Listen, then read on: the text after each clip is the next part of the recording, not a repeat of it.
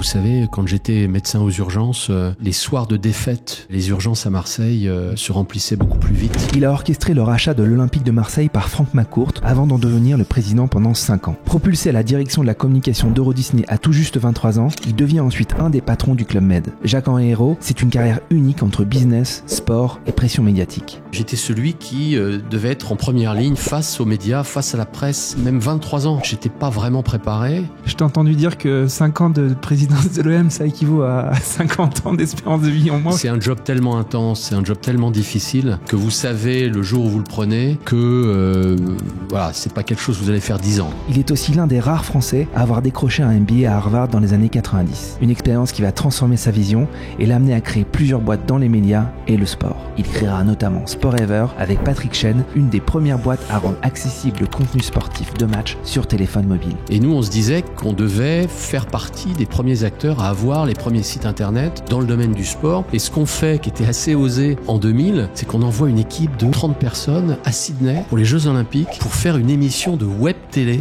On est en 2000, hein. Il y avait encore les modems à 28.8. Dans cet épisode, il revient sur des secrets jamais dévoilés, sur sa rencontre avec Franck McCourt, mais surtout sur le rachat de l'Olympique de Marseille. Un investissement de 200 millions d'euros. Un club où chaque défaite fait la une, chaque décision est scrutée et chaque silence peut exploser. Je commence à lever à peu près 200 millions d'euros. Explique-nous comment on lève 200 millions d'euros. D'abord, rien n'est impossible. Si on a un bon dossier et on arrive à être convaincant. Il parle cash, y compris sur le foot français, qu'il tente de bousculer en apportant de nouvelles idées sur la gouvernance et le format même de la compétition. T'as décidé de foutre un peu plus le bordel dans le foot français. Non.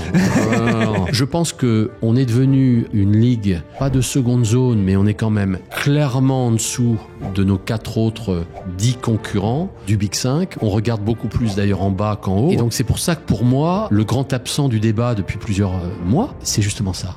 C'est le produit. Un échange sans filtre sur la vie de dirigeants, sur l'entrepreneuriat et sur l'envie de faire bouger les choses. Je suis Pierre Moreau et vous écoutez Dream Team, le podcast qui explore le sport business à travers ses leaders. Et aujourd'hui, vous plongez dans la trajectoire unique de Jacques-Henri Hérault. Bonjour à toutes et bonjour à tous. Bienvenue dans ce nouvel épisode de Dream Team avec aujourd'hui un format Big Boss avec un invité d'honneur, puisque ça fait longtemps que je voulais faire cet épisode avec toi, Jacques-Henri. Merci beaucoup d'avoir accepté. Tu m'avais promis de le faire et tu le fais. C'est très sympa à toi. Merci à toi, Pierre. Merci de ton invitation. Mais écoute, on va parler de plein de choses. T'es un petit peu l'idéal type de l'invité pour Dream Team. Tant ta carrière a été quand même marquée par le sport, par l'entertainment, par les médias. Donc, tu as une expérience hyper intéressante et c'est ça qu'on va un petit peu partager. Ta vision, ton expérience, ta trajectoire. Mais avant de commencer, j'ai toujours une question un petit peu habituelle, qui est un peu qui perturbe parfois. C'est comment on s'entraîne à devenir Jacques-Henri Hérault? Question difficile. Je crois qu'il y a d'abord un poids de l'héritage familial. Je suis issu d'une famille où le sport a toujours tenu une place très importante. Ouais. Et j'en ai pratiqué beaucoup des sports. J'ai des gens au sein de ma famille qui m'ont marqué. On y reviendra peut-être. Donc, ouais, c'était clairement pas une famille d'ingénieurs. C'était une famille d'enseignants. Et donc, on réfléchissait beaucoup, on débattait beaucoup. Et ce sport, ces industries créatives, comme on les appelle, je crois, ont toujours eu une place très importante dans ma famille. Et puis après, c'est évidemment des rencontres. Mm-hmm. Des gens qui vous ont marqué, qui vous ont fait confiance, qui vous ont donné des responsabilités, qui ont cru en vous. Et ceux-là, je les remercierai dans l'heure qu'on va passer ensemble, certainement. Mais voilà, c'est ces rencontres-là qui m'ont aussi aiguillé. Et puis dernier point, on te répond peut-être à cette question que tout était planifié, que tu avais un but et que tu l'as atteint.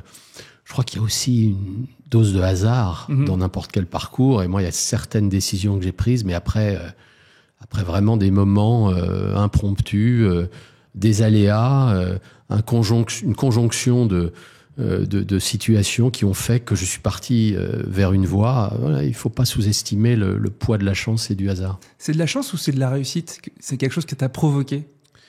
Alors, je dis souvent, en reprenant ce fameux slogan de la Française des Jeux à l'époque, 100% des gagnants tentaient leur chance. Jacques Ségala. Voilà, donc il faut évidemment provoquer sa chance. Ouais. C'est aussi René Char qui le dit beaucoup mieux que moi, mais il y a quand même parfois des moments où il est très difficile de remonter à la cause, à ce qui fait que vous vous êtes trouvé là à un instant T et ça a changé votre vie. Donc il faut aussi avoir de l'humilité et savoir reconnaître que dans tout parcours, il y a une dose de chance qui est significative. Ouais. Tu dis, tu es dans une famille sportive, une famille d'enseignants, ce qui arrive des gens très bien, puisque c'est le cas pour moi aussi. Tu te projetais dans une carrière dans le sport, t'étais super fort en taekwondo jeune, je sais pas, tu t'étais dit je vais faire une carrière dans le taekwondo, c'était pas vraiment possible à l'époque, mais c'était quoi tes premiers rêves professionnels jeune? Alors non, je me voyais pas forcément dans le sport. J'étais un passionné de sport. J'ai commencé par de l'escrime. J'adorais ce sport. Ensuite, j'ai fait du tennis. Ça, c'était lié à justement une de ces personnes qui a marqué ma vie, qui était mon oncle Pierre Talbot, presque un deuxième papa, qui était le médecin-chef de la Fédération française de tennis. D'accord. Et donc, il s'est beaucoup occupé de moi. Il m'a aidé à devenir classé à 11-12 ans. Le problème au tennis, c'est que je ne supportais pas de mettre la balle dans le filet. Et ça, c'est un peu embêtant quand on veut progresser et passer des paliers. Mais en tout cas, il m'a beaucoup aidé. Et ensuite, effectivement, j'ai découvert le taekwondo après avoir été un peu secoué avec mon cousin dans un endroit à Paris. Tu mettais des raclés, t'en fais plus, c'est ça? Non. On a fait une mauvaise rencontre un jour tous les deux, et je me suis dit tiens, faut peut-être que j'apprenne à me battre. Ouais. Ce qui est généralement pas la bonne façon d'appréhender les sports de combat, mais en tout cas c'était la mienne à l'époque. Et j'avais un copain, un Serbe, une tête de plus que moi, qui m'a dit bah tiens, moi il y a un club de taekwondo à côté de notre lycée, viens, je t'emmène. Okay. Et ça a été une découverte incroyable. Et j'en ai fait une grande partie de mon adolescence et de ma jeunesse, en tout cas de jeune adulte, on va dire. Et ça m'a énormément apporté, mais c'est pas pour autant que ça m'a donné envie de travailler dans le sport. Quand j'ai commencé mes études supérieures, même à ce moment-là, je savais pas encore quoi faire. J'étais tiraillé. J'aimais la politique, j'aimais les médias, j'aimais le métier de journaliste. J'ai fait un stage dans une entreprise de presse qui m'avait beaucoup plu. Et puis en fait, ça a été Disney. Et c'est évidemment Disney qui m'a ouvert, et dans quelles conditions, à cette industrie. Et c'est là que tout a démarré en fait. Ouais. Tu fais des études à Sciences Po, ouais, qui est toujours aussi un fil rouge de ta vie aujourd'hui. Ouais. On y reviendra un petit peu. Ouais. Pourquoi tu fais le choix de Sciences Po, le côté politique, sachant que tu fais finance à Sciences Po? Non, je fais ce qu'on appelait à l'époque piano et solfège, c'est-à-dire la section politique, économique et sociale. D'accord. Je pense que c'était ceux qui ne savaient pas trop ce qu'ils voulaient faire de leur vie professionnelle. Mais ça a été pour moi mon premier acte, j'allais dire militant. La dernière décision prise par mes parents a été celle de me faire une hypocagne à Condorcet. C'est une prépa littéraire. C'est une prépa littéraire assez pointue. Ouais. Malgré l'excellence de cet établissement et des professeurs aussi originaux, vraiment de très bon niveau, je me suis vraiment beaucoup embêté. Et je me suis dit, c'est fini. À partir de ce moment-là, j'avais donc 18 ans. Je vais prendre le destin, je vais prendre mon destin en main, je vais prendre le contrôle de ma vie, et c'est moi qui ai voulu préparer le concours d'entrée à Sciences Po. Je l'ai fait pendant tout un été. J'ai travaillé dur et j'ai eu certainement beaucoup de chance de pouvoir y rentrer. Mais en y rentrant, je ne savais toujours pas ce que je ferais, et donc j'avais beaucoup de questions. Et c'est vrai qu'à la sortie de Sciences Po, j'ai envoyé mon CV ici ou là. Et notamment je me souviens, un laboratoire pharmaceutique. Et c'est ce que je te disais tout à l'heure sur les moments qui sont difficiles à remonter pour te dire oui, là tu as eu le contrôle de ta décision. En fait, j'avais interviewé chez ce laboratoire pharmaceutique, j'avais eu une offre. C'était pour travailler en banlieue parisienne, vers Mantes-la-Jolie, et je devais rendre mon contrat. Et je me souviens très bien, il y avait un news magazine qui s'appelait L'événement du jeudi à l'époque. Et à l'époque, ça remonte à loin, ces news magazines avaient toutes leurs dernières sections sur des offres d'emploi. Hein, c'est dire comme ça remonte loin. Et je me souviens très bien, en feuilletant ce news magazine, je tombe sur une annonce. Disney recrute le plus grand projet européen. On va ouvrir un endroit qui va s'appeler Disneyland Paris, enfin Euro Disney à l'époque d'ailleurs. Et rejoignez-nous. Et je me dis tiens, c'est peut-être pour moi ce truc-là. Et que je connaissais les parcs aux États-Unis, j'étais allé plusieurs fois déjà. Et donc je me suis dit tiens, je vais quand même envoyer mon CV. Et j'ai envoyé mon CV, j'ai eu plusieurs interviews et ils m'ont recruté. Et ça a été encore une fois le début d'une expérience exceptionnelle. Disney, ça a beaucoup structuré ton début professionnel et même peut-être ton état d'esprit, ton ethos professionnel. Absolument. Tu peux nous raconter ce que tu as fait et surtout qu'est-ce qu'on apprend chez Disney, chez les Américains, roi de l'entertainment et chez cette marque ancestrale du monde de l'entertainment. Ouais. Donc j'ai été recruté pour rejoindre l'équipe chargée de la communication corporate. Donc pas du tout la communication sur le produit, les attractions, les spectacles, ce qu'on pouvait lancer et qui s'adressait au grand public, mais la communication sur l'entreprise, son développement, ses résultats financiers. C'est une entreprise qui s'était cotée en bourse, donc c'était une entreprise qui avait un certain nombre de contraintes. Et tu es beaucoup trop jeune pour te rappeler de ça, mais c'est un lancement qui a été difficile. C'est un lancement qui a fait converger vers cette entreprise un certain nombre de controverses, de polémiques. C'était pour certains les Américains qui débarquaient à Marne-la-Vallée. L'impérialisme américain. Et donc j'étais au milieu de ça et j'étais celui avec toute l'équipe qui m'entourait et mes managers, Jean-Marie Gerbeau, Nicolas Dechaune. J'étais celui qui devait être en première ligne face aux médias, face à la presse, face aux agences de presse pour répondre. À 26-27 ans, c'était ça. Et oui, non, même 23 ans, 23-24 ans. Et ça, j'étais pas vraiment préparé. Et donc, ça a été une école, un apprentissage en termes de responsabilité immense. Et vraiment, ça m'a énormément apporté. L'équipe, à l'époque, c'était une équipe absolument unique. Composé de 70 nationalités. C'était le monde qui se retrouvait à Marne-la-Vallée. Alors, un monde sous tutelle américaine, mais un monde Pourquoi tu fais ça? C'est quoi la tutelle américaine? Alors, tu le dis avec tes gestes. Je le dis comme ça parce que quand on... tu sais, on dit souvent que l'idée, c'est bien, mais l'exécution, c'est mieux. Moi, ce qui m'a tout de suite impressionné avec ces dirigeants, c'est qu'ils ont annoncé en 87 qu'ils ouvriraient ce parc et 5200 chambres d'hôtel le 12 avril 92. Ils l'ont annoncé en 87. Et pour ça, il faut vraiment être capable d'assurer des conditions d'exécution d'un chantier, d'une phase de préouverture, d'un lancement absolument optimal. Et ils ont réussi. Alors, ça leur a coûté beaucoup plus cher que prévu, et ils l'ont payé financièrement pendant de nombreuses années, mais en termes de qualité de produit, ça a été, je crois, quelque chose qui très vite a été à un niveau inégalé en Europe. Et malgré les difficultés financières, est devenu tout de suite, dès la première année, la première destination touristique en Europe. Et c'est ça que j'ai appris avec ces dirigeants, avec ces managers. Un souci de l'exécution extrêmement poussé, une importance donnée à la marque, mais comme je crois on n'avait pas l'habitude de les gérer, de les appréhender, les marques. Sachant que c'est plusieurs marques. Sachant en plus que c'est plusieurs marques.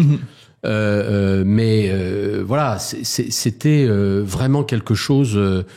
on pouvait pas rêver d'une meilleure école pour entrer dans le business, pour comprendre... la dynamique de ces métiers de l'entertainment, du spectacle vivant. Et puis c'était une époque aussi où Disney commençait à connaître un âge d'or sous l'impulsion de Michael Eisner et de Frank Wells et de Jeffrey Katzenberg, vraiment unique. Là encore, c'est le moment, je crois en 94, où Disney a racheté ABC, qui possédait ESPN. C'est le moment aussi où Disney s'est mis à investir dans le sport en rachetant les Angels de Californie, une équipe de baseball, et les Mighty Ducks d'Anaheim, une équipe de NHL de hockey sur glace. C'est quand même marrant de s'appeler les canards puissants. Et donc voilà, j'ai eu pendant 6 ans de ma vie, les yeux grands ouverts, grâce à 2 personnes. Hein, on parle des rencontres. Philippe Bourguignon, qui était le président, qui est devenu le président quelques mois après l'ouverture de Disney et en Europe, et qui a été vraiment mon premier mentor, qui m'a pris sous son aile, et je lui reportais directement. Donc je me retrouvais au sein du comité exécutif, mais vraiment, je buvais les paroles de tout le monde. J'étais vraiment, c'est incroyable ce que j'ai appris. Et puis il y a une deuxième personne qui est Steve Burke, qui était le numéro 2 à l'époque, à 34 ans. Qui était l'inventeur des Disney Store, et qui est arrivé à Marne-la-Vallée. Petite business line, je suppose. Petite business line à l'époque, et qui est arrivé à Marne-la-Vallée, donc à 34 ans, qui est devenu le numéro 2, et qui, lui, a été le premier à me dire, mais pourquoi tu vas pas faire un MBA? Pourquoi tu vas pas à Harvard? Et il a changé ma vie. Donc voilà, c'est être au contact de ces dirigeants est vraiment une telle chance que jamais je ne les remercierai autant, et j'ai vraiment beaucoup appris. Ça a été beaucoup de pression, beaucoup de pression. J'avais à l'époque, là aussi tu vas te marrer, mais un beeper à la ceinture, y compris la nuit. Ouais. Ça c'est le problème quand tu peux travailler avec des Américains sur la côte ouest, c'est que pour eux, leur journée, c'est leur fuseau horaire. Donc très souvent, ils m'appelaient à 2h du matin ou 1h du matin. Et puis, c'est vrai qu'on est allé, en termes de communication, d'une crise à une autre. Ouais. Mais voilà, c'est aussi comme ça que vous arrivez à vous endurcir, que vous apprenez beaucoup plus vite que dans un job, on va dire, plus normal. Voilà, il n'avait rien de normal. C'était finalement assez entrepreneurial. Tu faisais partie d'une équipe qui buildait, qui construisait un truc qui arrivait. Ouais. Et puis il fallait en effet défendre, parce que ça a été un projet très attaqué. Ouais. T'es resté à la communication corporate, ou t'as goûté un peu plus au business déjà là-bas? Non, mais ce qui est intéressant à ce job, enfin dans ce job-là, c'est que tu étais en contact avec toutes les fonctions de l'entreprise. C'est-à-dire, d'abord, tu savais pas vraiment quelle allait être ta journée. Ouais. Et tu travaillais un jour avec les opérationnels, ceux qui étaient vraiment dans le parc. Tu travaillais ensuite avec les financiers pour préparer les annonces de résultats. Tu travaillais avec les gens des partenariats, du marketing. Tu travaillais avec ceux du développement immobilier, parce que c'est un projet dont la dimension immobilière était quand même très importante. Donc, tu étais au centre d'une entreprise très grande, en taille, avec plusieurs centaines de salariés, et qui brassait des problématiques très diverses. Et donc, pour ça, il y avait là encore pas mieux pour apprendre le fonctionnement du business, de l'entreprise, en tout cas dans cette industrie, et puis aussi les créatifs qui ont une place. Imaginent les shows. Voilà, qui imaginent les shows, les attractions, qui ont une place très importante. Et j'ai vu et j'ai vécu la première vague de transformation de l'industrie. J'allais très souvent à Burbank, au siège de Disney à Los Angeles. Et je me souviens d'une anecdote qui m'a absolument marqué, et qui va marquer la suite de mon parcours professionnel. C'est que je suis à Burbank fin 93 ou début 94, dans le bureau, dans les locaux de la division animation, qui travaillait encore, on appelait ça les dessins animés. Bon, il n'avait plus grand-chose du dessin animé tel qu'on le connaissait avec Blanche-Neige ou les grands classiques.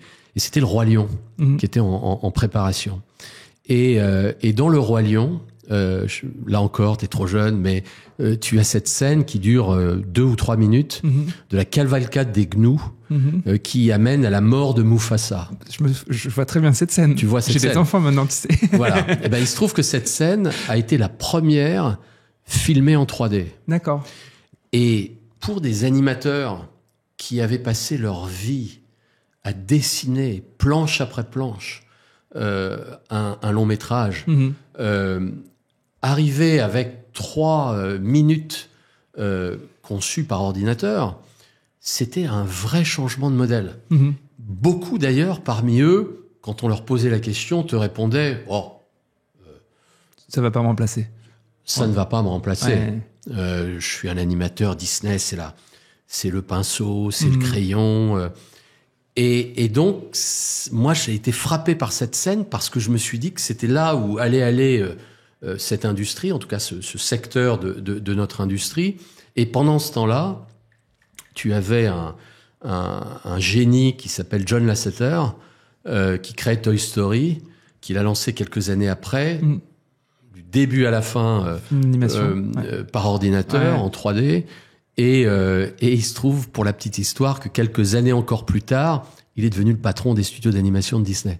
Et ça m'a vraiment donné, et ça a créé chez moi un intérêt pour les transformations, l'innovation, les grandes transitions entrepreneuriales qui m'a vraiment poursuivi tout au long de mon parcours. Tu l'as dit, ton Burke, Steve Burke. Steve Burke, j'allais dire Michael Burke, mais Michael Burke, c'est notre boîte. Ouais. Te dit d'aller faire un MBA à Harvard, ça aussi c'est assez transformatif pour toi. Déjà, pourquoi il te dit va faire un MBA à Harvard? Il voit déjà en toi quelqu'un qui a le calibre pour aller vers des fonctions plus élevées. Je sais pas, faudrait lui demander, mais peut-être. D'abord, lui venait d'Harvard. Ouais. Il avait fait le MBA d'Harvard. Et c'était un type étonnant. C'était un type, un mix entre George Clooney et Brad Pitt, un bureau vierge de tout papier. Je trouvais que c'était un type absolument brillantissime. Et effectivement, il m'en parle. Moi, c'était pas du tout une préoccupation. Je connaissais à peine ce qu'était un MBA d'ailleurs, pour dire la vérité. Oui, c'était pas forcément monnaie courante. C'était pas vraiment monnaie courante. Ouais. Et je décide d'y aller sur le campus pour déjà aller voir. Je suis très impressionné par ces campus. Par ce campus, le mot est faible. Et je décide de ne présenter qu'un dossier à un MBA, celui d'Harvard. Et là aussi, j'ai été certainement très chanceux puisque j'ai été pris. Et c'est une expérience qui m'a transformé, qui a vraiment changé ma vie. Ouais. Pourquoi elle change la vie? Bon, d'abord... C'était quelle année, du coup? C'était en 97 et 98. Okay. Ça a changé ma vie parce que c'est une pédagogie à l'opposé de ce qu'on peut trouver en Europe, en tout cas en France, y compris à Sciences Po, ou dans d'autres écoles, où... c'est la figure du professeur qui est en position haute et qui déverse son savoir, parfois extrêmement brillant, à des étudiants qui le regardent et qui notent. C'est top-down, comme on dit. C'est très top-down. Ouais. Et là, je me retrouve en plein hiver dans un amphi de 80 personnes, un vrai amphi, le Colisée, et je vois un prof qui, sur 2 heures de cours, parle probablement 15% du temps pour clôturer la séance et résumer les points importants du cas sur lequel vous avez passé les 2 heures, mais qui surtout a une expertise et un talent absolument incroyable pour faire amener la discussion d'un point A à un point Z. C'est un animateur, presque plus qu'un professeur. Et comme on nous demande, et on nous demandait de travailler bien en amont le cas, c'était d'ailleurs que des cas concrets d'entreprise. Il n'y avait rien de théorique. C'était des cas réels d'entreprise, comme on en voit maintenant beaucoup plus dans les écoles françaises et européennes. Mais vous deviez les préparer bien en amont dans des groupes de travail composés d'ailleurs d'étudiants d'origines très diverses. Et il fallait faire gaffe parce qu'au début de chaque séance... il y avait ce qu'on appelait le cold call, qui était une interrogation où le prof se tourne vers quelqu'un en lui disant maintenant, j'aimerais que tu ouvres le cas. Quelle est la problématique? Et derrière, le débat démarrait. Chacun devait lever le bras pour prendre la parole, ce qui n'est pas non plus quelque chose auquel j'étais très habitué. En fait, tu apprends la confiance. Et c'est donc une pédagogie que j'ai trouvée exceptionnelle. Et l'écoute, peut-être, parce que t'écoutes... L'écoute et la confiance, apports, absolument. Ouais. L'écoute, c'est très important parce que souvent, tu lèves le bras, mais t'en as 15 sur les 80 qui le lèvent en même temps que toi. Et si tu restes sur ce que tu veux dire... et qu'on te donne la parole 10 minutes plus tard, t'es plus du tout dans le flow de la discussion et tu te ridiculises. Donc voilà, tout ça a été une découverte incroyable. Et puis, à chaque séance, tu avais un invité. Et là, je vais partager avec toi une petite anecdote. Un jour, on voit arriver un monsieur, 97. Bon, il ressemblait pas à grand-chose, le mec. Il avait l'air assez jeune, mais il était déjà assez dégarni, pas beaucoup de cheveux.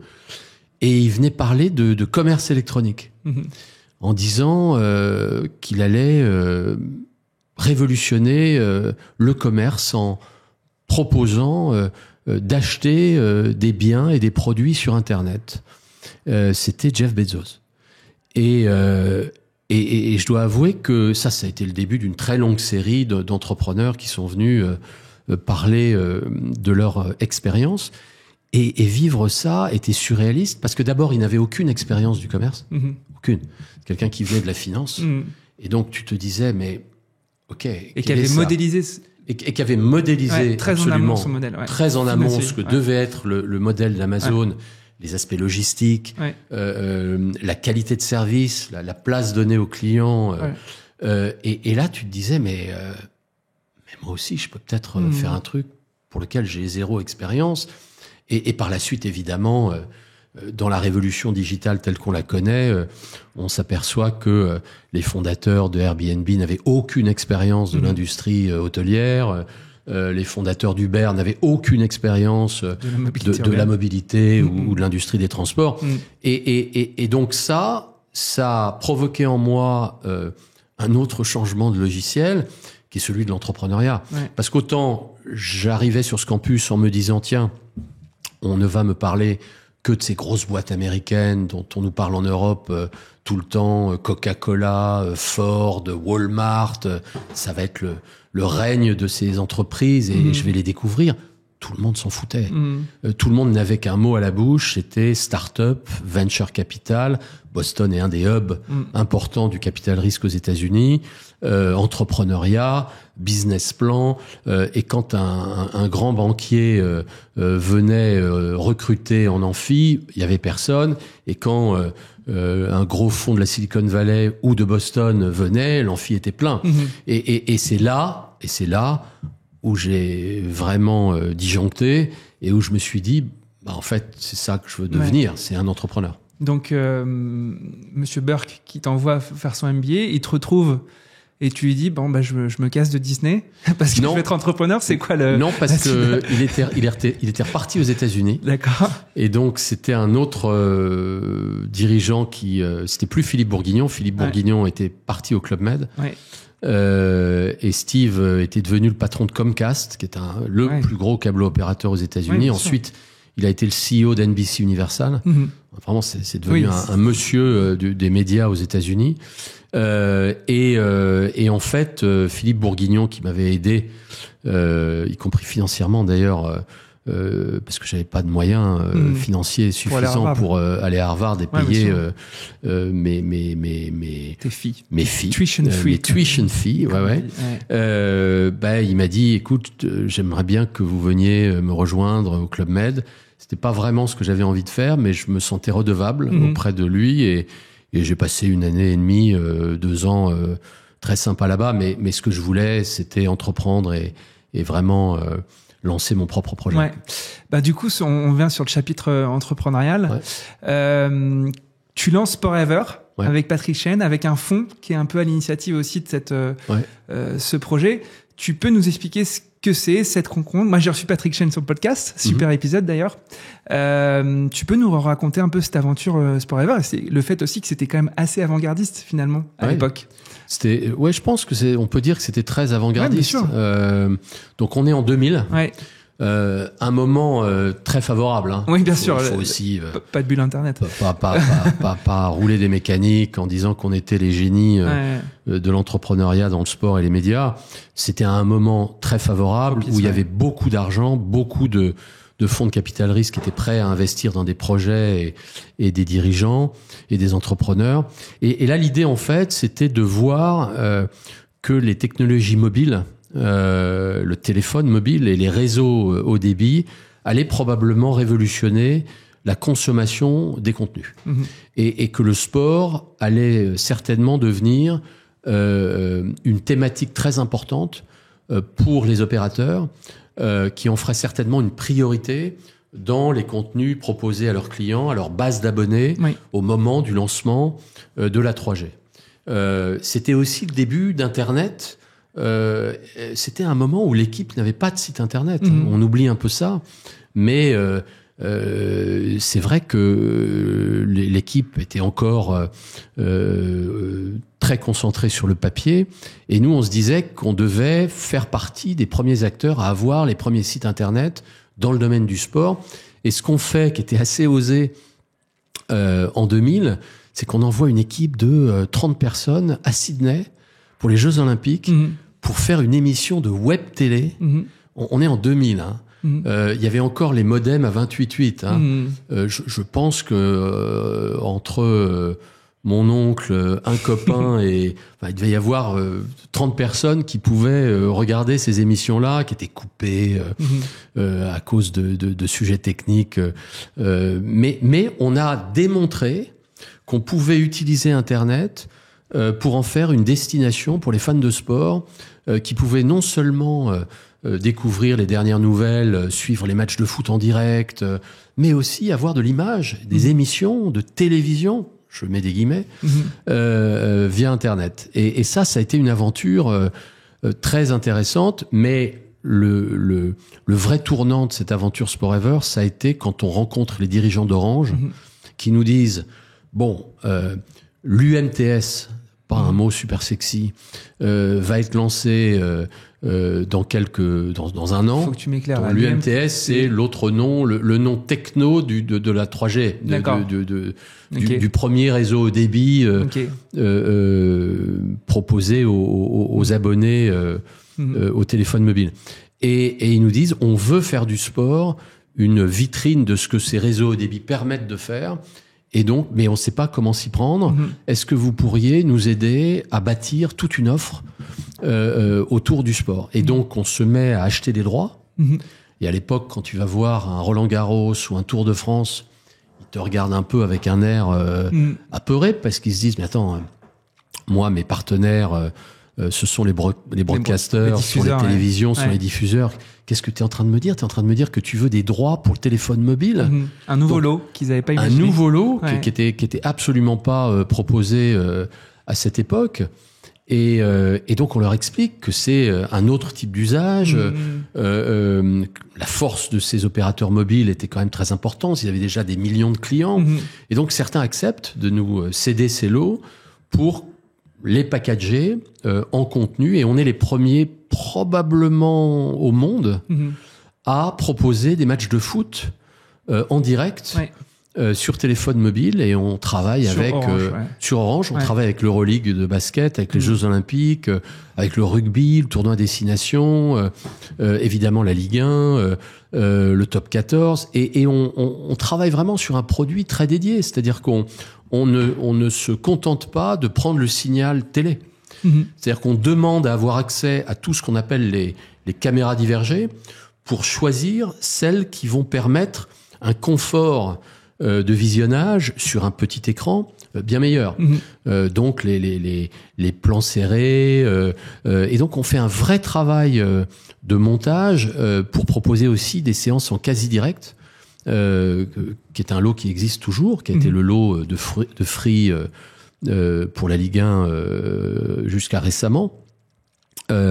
Et donc ça a été vraiment une expérience très forte. Il faut bien faire comprendre que vous avez créé une chaîne, acheté des droits, vous avez animé ces droits avec des plateaux, avec des journalistes.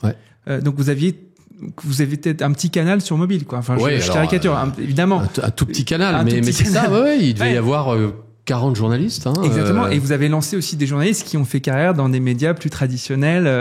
Absolument. Tu peux en citer quelques-uns, parce que Laurie Delostal, par exemple. Alexandre Ruiz, non? Non, il est pas chez... non, pas Alexandre, mais non, il y en a beaucoup à l'équipe. Il y en a. Ils sont tous retrouvés chez Bein, sur Canal+. Bien sûr. Et puis aussi, vous avez introduit cette boîte en bourse. Oui, alors ça bon choix, mauvais choix, pourquoi? C'était pas non plus courant, cette affaire. Non, je vais être très franc là aussi. On connaît d'abord 2 premières années très difficiles. C'est pour ça, tu parlais d'intrapreneuriat. Moi, je sais pas trop ce que ça veut dire. L'intrapreneuriat, quand on est dans une grande boîte et qu'on a accès à la trésorerie du groupe, je veux bien qu'on appelle ça intrapreneuriat, mais c'est quand même très différent d'une situation où tu as ton cash, pas vraiment d'options autres que devenir rentable, et tu vois ta trésorerie qui fond, et parfois tu as quelques mois de devoir arrêter de payer les salaires. Donc, on a vécu ça bien avec sûr, Patrick. Et simplement on a su, grâce au soutien du fonds qui était devenu notre actionnaire, qui s'appelle Atlas Venture, qui étaient des gens formidables avec nous, on a réussi à effectuer un turnaround, à gagner de l'argent assez vite en fait, à faire 15-20% de rentabilité, à monter un chiffre d'affaires à 15-16 millions d'euros. Et là, on a les banquiers qui viennent nous voir et qui nous disent, y a un marché des petites valeurs qui s'appelle Alternext, qui se lance sur la bourse de Paris. On veut concurrencer l'Angleterre. C'est important qu'il y ait des belles pépites qui puissent s'introduire en bourse à ce moment-là. Et là, là, vous êtes d'abord fiers, mais je veux pas dire que c'est je regrette rien, mais l'ego prend un peu de place. L'ego, votre patrimoine aussi. Lequel, le tien, Patrick? Non, le nôtre. Le nôtre. On se dit, tiens, waouh, l'IPO, c'est une consécration dans l'entrepreneuriat. C'est l'aboutissement pour tout entrepreneur. On va connaître ça. L'IPO, c'est entrer en bourse. Je dis. IPO, c'est entrer en bourse. Ouais. Donc, on se dit, waouh, on va le faire, quoi. Et en fait, c'était d'abord assez nouveau, compte tenu de la taille des entreprises qui allaient sur ce nouveau marché. Et puis, on s'aperçoit très vite, alors on le fait, on y arrive, c'est un succès, mais on s'aperçoit très vite que le marché souffre d'un manque de liquidité, c'est-à-dire qu'en fait, vous avez peu d'investisseurs qui le font vivre tous les jours en créant du volume, en créant de la transaction. Ce qui fait que très vite, vous vous retrouvez dans une situation où votre cours de bourse, il fluctue avec très peu d'échanges, et ça n'apporte pas grand-chose. Donc, si tu me poses la question, est-ce que vous auriez fait différemment ? Je pense que oui. Je pense que oui. Je pense qu'en fait, ce type de taille d'entreprise était pas adapté à une intro en bourse. On est, je pense, très content, Patrick aussi, de l'avoir fait. Mais pour être très réaliste, je pense qu'on aurait pu faire ça. D'un point de vue individuel, personnel, ça vous sécurise un petit peu, matériellement, financièrement. C'est peut-être pas le bon choix stratégique pour la boîte, mais est-ce que c'est ça ou c'est plutôt le retrait d'Orange qui a été compliqué? Parce qu'à un moment donné aussi, vous aviez Orange comme principal client. Vous étiez très dépendant de ce client, et ça, c'est une bonne leçon de business. Absolument. C'est quand on est trop dépendant d'un client et qu'il nous lâche, là, le business est en risque. Absolument. Alors Orange, ils ont arrêté plus tard. T'étais déjà parti, non? J'étais déjà parti. Ils ont arrêté plus tard, mais je me souviens très bien. C'était des questions qu'on se posait tous les jours avec Patrick. C'est-à-dire que Orange atteignait très vite, au fil des années, pas loin de 50% de notre chiffre d'affaires. Et donc, évidemment, notre priorité absolue, c'était de trouver d'autres clients. Sauf que, trimestre après trimestre, semestre après semestre, Orange en voulait plus. Il voulait vraiment asseoir ses positions sur la thématique sport, sur la verticale sport. Et donc, alors, on se plaignait pas, mais on le voyait bien venir, ce problème. Donc oui, tu as raison. Pour tous les entrepreneurs qui nous regardent ou qui nous écoutent, il faut faire très attention à ça. Il faut essayer vraiment de diversifier au maximum sa base de clients. Toi, tu pars en 2008-2009 ? Je pars en 2009.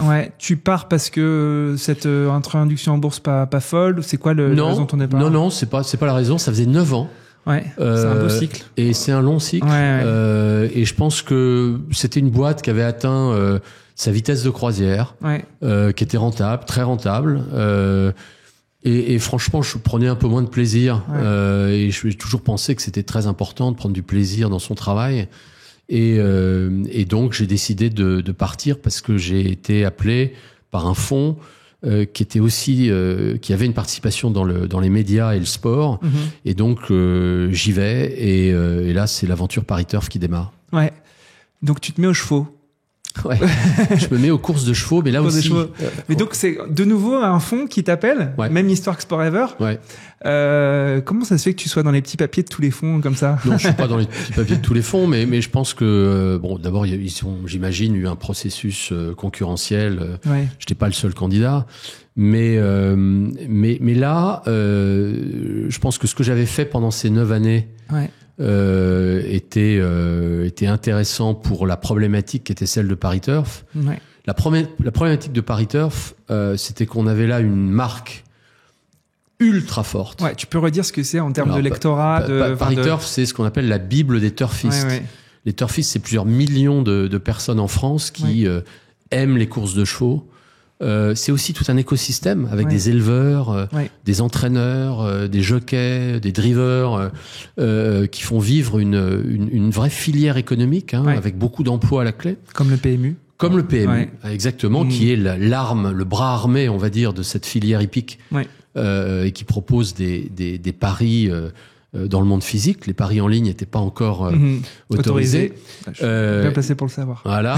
Et la problématique, évidemment, c'était que ce journal, qui était donc la Bible des turfistes, générait 100% de son chiffre d'affaires sur les ventes en kiosque. Ouais, sur le papier. Sur le papier. Et là, évidemment, quand vous êtes un actionnaire ou un dirigeant d'un groupe comme celui-là, vous vous dites, mais il faut évidemment démarrer une transition absolument forte pour diversifier ses revenus et encore une fois transformer le modèle. On en revient à ce qu'est, je pense, le fil conducteur de ma vie professionnelle. C'est de voir comment on peut diversifier son risque et travailler sur d'autres sources de revenus. Et donc là, on se met à faire beaucoup de digital. Et c'est bien le digital pour les courses hippiques parce que les courses hippiques brassent un nombre de données absolument incroyable sur les chevaux, sur les courses, les distances, les drivers, les jockeys, enfin tout ça, on fait. Alors c'est marrant parce qu'on appelait ça à l'époque faire le papier, justement. C'est quand préparer son pari, c'était faire le papier, c'était vraiment être sur son journal. Mais on savait que ça allait évoluer, ça allait pas durer. Et donc on travaille beaucoup sur Internet, on crée des applis, et puis on se lance dans les paris, en ligne et 2010, les paris sportifs. L'ouverture des paris en ligne, création de l'autorité des régulations des jeux en ligne. Et en effet, toute cette donnée utilisateur, cette donnée pari, ça sert à créer les cotes et ça. Donc c'est une donnée, c'est un peu du métal rare que t'as, quoi. C'est ça, c'est ça. C'est vraiment le cœur du réacteur. C'est le métal rare, absolument. C'est les ressources rares. Et c'est ce qui nous permet, avec une acquisition aussi qu'on fait, de devenir opérateur de paris. Vous faites quelle acquisition? On avait créé avec Genibet, un ensemble intéressant, quoi. Pas The Turf. The Turf, c'est un autre opérateur. The Turf, il avait été malin parce qu'il avait pris le risque de s'installer à Malte. Oui, tout à fait. Pour développer ses paris. L'homme le plus malin au filou de l'histoire. Non, parce que j'ai audité son dossier et je peux dire que j'ai reçu plusieurs fois à l'Argel. Et vraiment, dès qu'il venait, c'était enfin bref, c'était un moment un peu particulier. Fin de la parenthèse. Et donc, quand je quitte Paris Turf, l'entreprise fait à peu près 20% de son chiffre d'affaires sur le hors-presse. Donc on commence à vraiment tirer les fruits de cette diversification qui est importante, parce que les ventes papier, ça baissait de 10% par an. Tu essaies de compenser ça par des hausses de prix, mais au total, tu perdais 3-4% de chiffre d'affaires par an, quoi. Et donc c'était un problème. Boîte toujours très rentable, mais c'était un vrai sujet. Et pourquoi tu pars aussi? Je pars aussi parce que là c'est un cycle de 7 ans, mais surtout je pars parce que j'entends la propriétaire de l'Olympique de Marseille annoncer publiquement qu'elle veut vendre Margarita Louis-Dreyfus. Et ça c'est assez rare, mais évidemment je me dis dans le sport c'est une des plus belles marques, si ce n'est la plus belle marque certainement dans le football, mais dans le sport en général. Et donc je me dis, ça c'est pour moi. Et donc là, l'histoire se répète un petit peu quand même, ou pas? C'est que tu cherches un fonds pour faire cette acquisition. Alors, je cherche pas vraiment un fonds, mais je commence à lever à peu près 200 millions d'euros. Explique-nous comment on lève 200 millions d'euros. D'abord, rien n'est impossible. Si on a un bon dossier et on arrive à être convaincant, et on commence à surfer sur ce qui est encore une petite vague, mais qui fait du sport professionnel un domaine qui intéresse de plus en plus les actionnaires et les investisseurs étrangers, et notamment américains. Mais donc, je lève 200 millions d'euros auprès d'investisseurs américains et asiatiques. Et je vais voir la banque qui conseille Margarita et que je connaissais. Donc, je pense qu'il y avait aussi une confiance, un rapport de confiance, parce que les clubs de foot peuvent attirer parfois des repreneurs pas forcément très, je sais pas comment les caractériser, mais on va dire vertueux. Vertueux, voilà, c'est un bon terme. Et donc il y avait un rapport de confiance. Et là, on commence donc à rentrer en discussion. On va assez loin. Et j'ai accès aux data, je fais une première offre indicative, et là on me présente, c'est Didier Quillot qui le fait, c'était patron de la LFP, qui était le patron de la LFP, qui me dit, je viens de passer 4 heures avec un milliardaire américain qui s'appelle Frank McCourt. Il est pas sur le dossier de Marseille, mais il s'intéresse à l'Europe et à la France en particulier. Tu devrais le voir. Et je le vois 2 ou 3 jours après. On se voit une première fois longtemps. On se voit une deuxième fois encore plus longtemps. Et il finit par me dire ok, j'y vais. Mais j'y vais seul ou j'y vais avec les fonds que tu avais déjà à côté? Non, j'y vais et j'y vais à 2 conditions. La première, c'est que je suis seul, actionnaire. Et la deuxième, c'est que c'est toi qui gères. Ok. Et donc, à minima, la deuxième condition, t'allais peut-être, ou t'étais peut-être plus investi, t'avais plus de skin in the game avec les premiers. C'est vrai. Et j'en faisais pas une condition absolue de diriger le club, mais évidemment c'était une option, c'était une possibilité. Et là, il me dit ça. Et je pense que ça avait beaucoup d'avantages d'avoir un actionnaire très puissant. Avec une vision vraiment à long terme du projet, parce que ça, c'était très important pour moi. C'est-à-dire, je connaissais quand même très bien le milieu déjà, et je voyais beaucoup d'investisseurs qui, on va dire, s'enrhumaient à la première tempête venue. Et lui, tu sentais que c'était pas ça. Et en plus, il avait une grande expérience du sport. Il a un track record exceptionnel. Voilà, avec les Dodgers, qui était à l'époque, quand il vend les Dodgers pour 2 milliards 150 millions de dollars, c'était la plus grande transaction de l'histoire du sport professionnel aux États-Unis. Il avait acheté ça pour une centaine de millions de dollars. Oui, quelques centaines de millions de dollars. Et en moins de 10 ans, il les a transformés en 2 milliards. Alors là, on voit Boston, là, qui est en train la franchise de Boston, des Celtics, qui vaut 6,5 milliards pour 300 millions d'investissements, 350 millions d'investissants. Tu peux revenir sur ce truc de dire, en France, en Europe, et peut-être plus en France, il y a une forme de sous-optimisation, sous-évaluation des assets sportifs, des clubs sportifs, notamment sur le foot, ce qui attise les appétits des investisseurs américains notamment. Ça vient d'où? Pourquoi la France plus qu'un autre pays européen? Et pourquoi ça continue d'être le cas? Écoute, malgré le marasme en ce moment des droits télé. Alors voilà, il y a beaucoup de polémiques et de problèmes dans le foot français. Moi, d'abord, je ne hurle pas avec les loups. Je donne pas de leçons à ceux d'ailleurs que j'ai côtoyés pendant de nombreuses années. Oui, parce que tu étais membre du bureau de la LFP. Ouais, j'étais au bord de la LFP pendant 4 ans ou 5 ans. Donc je fais surtout, je m'amuse pas du tout à ce petit jeu-là. Il y a beaucoup de gens bien, très bien. C'est très difficile.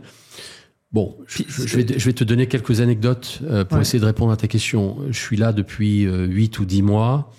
Je vais voir Javier Tebas à Madrid, qui est le patron de la Liga. La Liga, qui est, je pense, l'autre grande référence du sport européen, certainement du football avec la Première Ligue.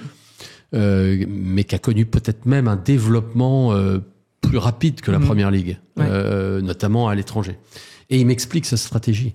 Il m'explique à quel point il a investi dans une équipe chargée du développement international, pas seulement en ouvrant un bureau par-ci, un bureau par-là avec 2 personnes. Enfin, ça a été un axe stratégique très fort que de développer la présence de la Liga partout dans le monde, notamment aux États-Unis. Et il a formidablement bien réussi. Il a su prendre des risques assumés par l'ensemble des présidents de club. Et je crois que c'est quelque chose qu'on n'a pas vraiment su faire en France. Et on n'a pas su vraiment marketer notre produit, y compris à l'international. Et ça, c'est dommage. Donc oui, on est en retard. Moi, quand je vois les valorisations de certains clubs européens, je crois qu'Hellas Vérone en Italie c'est vendu pour 170 millions. Là, on parle de Malaga pour 100 millions d'euros. Malaga. Je veux bien que ce soit le football espagnol. Malaga, d'ailleurs, est en 2e division, je crois, espagnole aujourd'hui. Moi, je suis désolé, mais quand vous avez des clubs français, c'était le cas de l'OM, dont la valorisation était bien inférieure à 100 millions d'euros, 80 millions d'euros, je comprends pas pourquoi plus d'investisseurs étrangers ne se ruent pas sur les propriétés françaises. Alors là, on traverse une période extrêmement délicate, qui évidemment n'aide pas, mais c'est un cycle, on est au fond du trou. Je pense qu'il y a la possibilité de se relever, mais oui, il y a des spécificités françaises, l'excellence de la formation, le fait qu'on est le grenier à talent du monde du foot, avec le Brésil. Bon, donc il y a énormément d'atouts. On ne les a pas suffisamment valorisés, mais je pense que la France, c'est pour moi le marché le plus attractif en Europe. Merci pour cet élément de contexte. On revient sur l'acquisition de l'OM. Finalement, tu es déjà engagé avec des investisseurs et puis tu fais 2 fois 4 heures ou 2 fois 3 heures avec Franck McCourt. Qu'est-ce qui te séduit ou qu'est-ce qui te convainc chez cet homme-là? Évidemment, ce track record est fabuleux, mais tu aurais très bien pu partir avec les autres aussi. Enfin, tu vois, c'est quoi ton trade-off? Je pense que j'ai senti vraiment sa philosophie d'investissement qui était, encore une fois, extrêmement axée sur le long terme.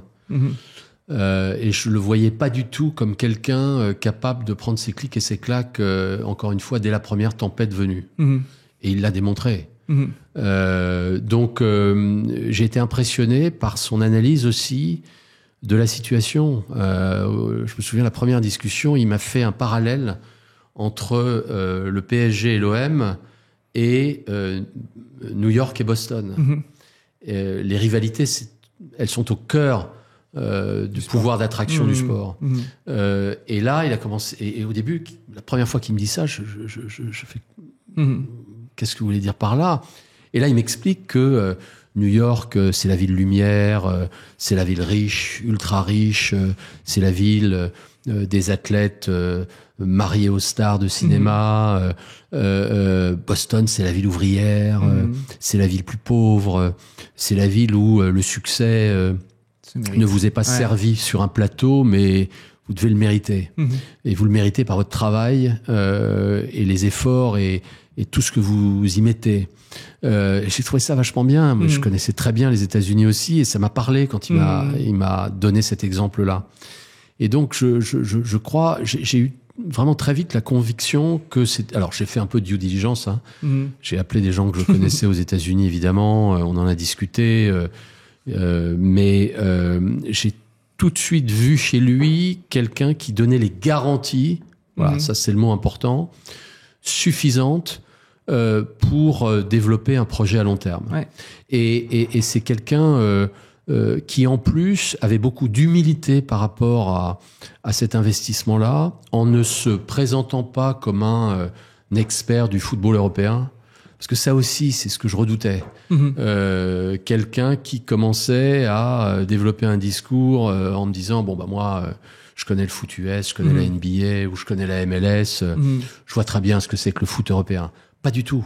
Il a jamais été sur ce registre-là, et d'ailleurs pendant toutes mes 5 années à la tête de ce club, jamais, il nous a dit, dites là, il y a un arrière gauche là, il est très bien ce garçon, il faut le prendre. Jamais.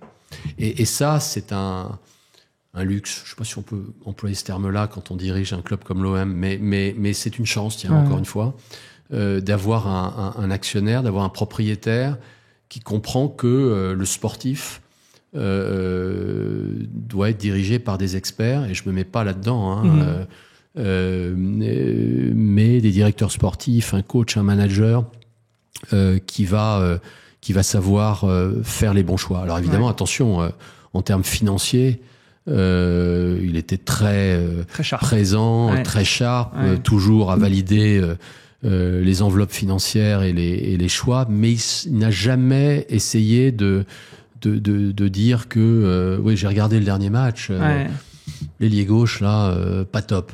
Jamais. Et ça, c'est pour moi une grosse chance. Il y a quand même beaucoup d'investisseurs qui viennent dans le foot pour les mauvaises raisons. Je te fais tout de suite le passage qui m'a marqué, moi, parce que ça fait écho à ce que tu racontes là, et la compétence et l'intégrité de Franck McCourt et de toi-même par rapport aux sportifs. Je te passe cet extrait. Et encore une fois, j'avais des dirigeants exceptionnels. J'espère que vous les garderez longtemps. Priez pour garder Franck McCourt, parce que sans lui, je ne sais pas où serait l'OM aujourd'hui. Et Jacques-Henri Hérault est quelqu'un, à mon avis, qui est un peu trop au-dessus de la mêlée pour l'instant pour être apprécié à sa juste valeur. C'est un extrait de Rudy Garcia que vous avez remercié et qui, en conférence de presse, acte le fait que Franck McCourt et Jacques-Henri Hérault sont des gens d'une qualité un peu rare dans le monde du football. Ce qui est un espèce de contrepoids par rapport à ce qu'on a pu entendre de la presse, des médias, des supporters sur votre couple de dirigeants. Comment t'expliques qu'on ait besoin qu'il y ait ce type de déclaration et pourquoi du coup on a des types de déclarations complètement opposées? Moi, ce qui m'effraie, mais qui me questionne, c'est le monde du foot, c'est des entreprises, c'est des PME, c'est un compte des résultats, c'est des gens, c'est des humains. En plus, un club de foot, c'est pas une entreprise comme les autres. Pourquoi on laisse autant dire à des gens qui ne connaissent rien du tout au monde de l'entreprise autant de bêtises, et que quand on a des gens qui sont de l'intérieur et qui font ce genre de témoignages, on leur porte pas plus d'attention? Excuse-moi pour cette longue question. Écoute, d'abord, ça me fait plaisir de revoir cette séquence. J'ai beaucoup d'affection pour Rudy Garcia, que je trouve être un homme bien, qui a énormément de qualité et qui est probablement en France, avec Zinedine Zidane et Didier Deschamps, l'entraîneur qui a le meilleur track record, et de loin, quand on voit son palmarès depuis 15-20 ans. Donc c'est gentil ce qu'il a dit ce jour-là, et ce que tu soulignes. Ce qui est certain d'abord, pour commencer, c'est que j'attache beaucoup plus d'importance à ce que peuvent dire de moi des gens comme ça, qu'à ce que j'ai pu être amené à lire sur les réseaux sociaux. Donc ça déjà, c'est sûr que c'est beaucoup plus important pour moi, et je pense pour Franck, que des chapelets d'insultes, du harcèlement, ou ce qui fait le monde dans lequel on est aujourd'hui, malheureusement. Il y a plein de choses formidables dans le monde d'aujourd'hui, mais parce que vous en avez subi un paquet. Oui, bien sûr. Mais on a subi tout ça parce qu'aussi, je pense, on a été maladroit. Alors, il y a eu peut-être un peu de maladresse, mais j'allais dire intègre, et que on a voulu s'investir très fortement dans un club qui devait changer un certain nombre de pratiques, et être connu pour de la rigueur. Et je dis pas que les dirigeants avant nous n'étaient pas rigoureux, mais je pense que tout le monde sait à quoi je fais allusion. Donc on a eu des convictions. Il faut du courage, et moi ça tombe bien. Ce qui retient le plus mon attention dans le monde des affaires, et peut-être dans la vie en général, c'est l'intégrité et le courage. Et je pense que Franck est un actionnaire, est un propriétaire qui a montré beaucoup d'intégrité et de courage dans ses choix, et j'ai essayé à mon niveau, dans le rôle qui était le mien, d'en faire de même. Donc voilà, le reste, ça coule vraiment Tu connais l'une de mes phrases préférées d'un publiciste français du début du XXe siècle qui a dit quelqu'un qui dirige, qui fait quelque chose, a contre lui tous ceux qui veulent faire le contraire, tous ceux qui veulent faire la même chose, et surtout la grande armée de ceux d'autant plus sévères qu'ils ne font rien du tout. Ouais. Bon, dans le foot, c'est pas nouveau, les 60 millions de sélectionneurs, blabla, ok, on connaît. Bon, ce qui est dommage, c'est quand on arrive à des moments où les environnements deviennent malsains et la pression n'est pas celle dont le club a besoin. Je parle pas des dirigeants, on est là pour prendre la pression, c'est normal. Mais quand on est joueur, quand on est entraîneur, voilà, je crois qu'il faut essayer de créer un environnement qui va être le plus propice à la haute performance, sans oublier que le sport, c'est gagner des matchs, mais c'est aussi en perdre. Ouais. Voilà, donc c'est comme ça. J'avais reçu Fabrice Boquet, que tu connais peut-être, bien sûr. Qui est directeur général de l'OGC Nice, qui est passé par Lorient, par le Paris FC, qui a écrit un super livre qui s'appelle L'important, c'est les 3 points. Et donc lui, il dit, un club de football, c'est une entreprise comme les autres, mais pas tout à fait comme les autres. Ouais. En quoi c'est une entreprise pas tout à fait comme les autres, selon toi ? Ouais, alors ça, j'ai fait une petite erreur sur ce sujet-là, parce qu'au début, j'ai dit exprès qu'en fait, voilà, il faut gérer ce club comme une entreprise comme une autre. Voilà, et je l'ai dit plusieurs fois, je l'ai répété. En fait, c'est pas une entreprise comme une autre. Ce qui ne veut pas dire qu'il faut pas la gérer comme une entreprise. Ouais. Il y a plusieurs spécificités. La première d'abord, c'est que vous avez 300 collaborateurs, mais vous en avez 25 qui, je veux pas dire, qui posent 90% de la masse salariale, comptent plus que les 275 autres. Ouais. Mais ils ont un rôle évidemment très important. Ouais. Et en fait, tout doit être fait pour mettre ces 25 dans les conditions optimales pour gagner sur le terrain.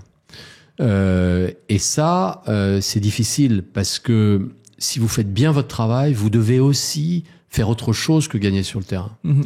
Ou dit autrement, si vous voulez générer les ressources dont vous avez besoin pour investir dans votre équipe, alors il faut beaucoup travailler le commerce, alors il faut travailler le développement immobilier, alors il faut travailler les sponsors, alors il faut travailler la présence sur les réseaux sociaux et la production de contenu autour de ce club et de ses joueurs.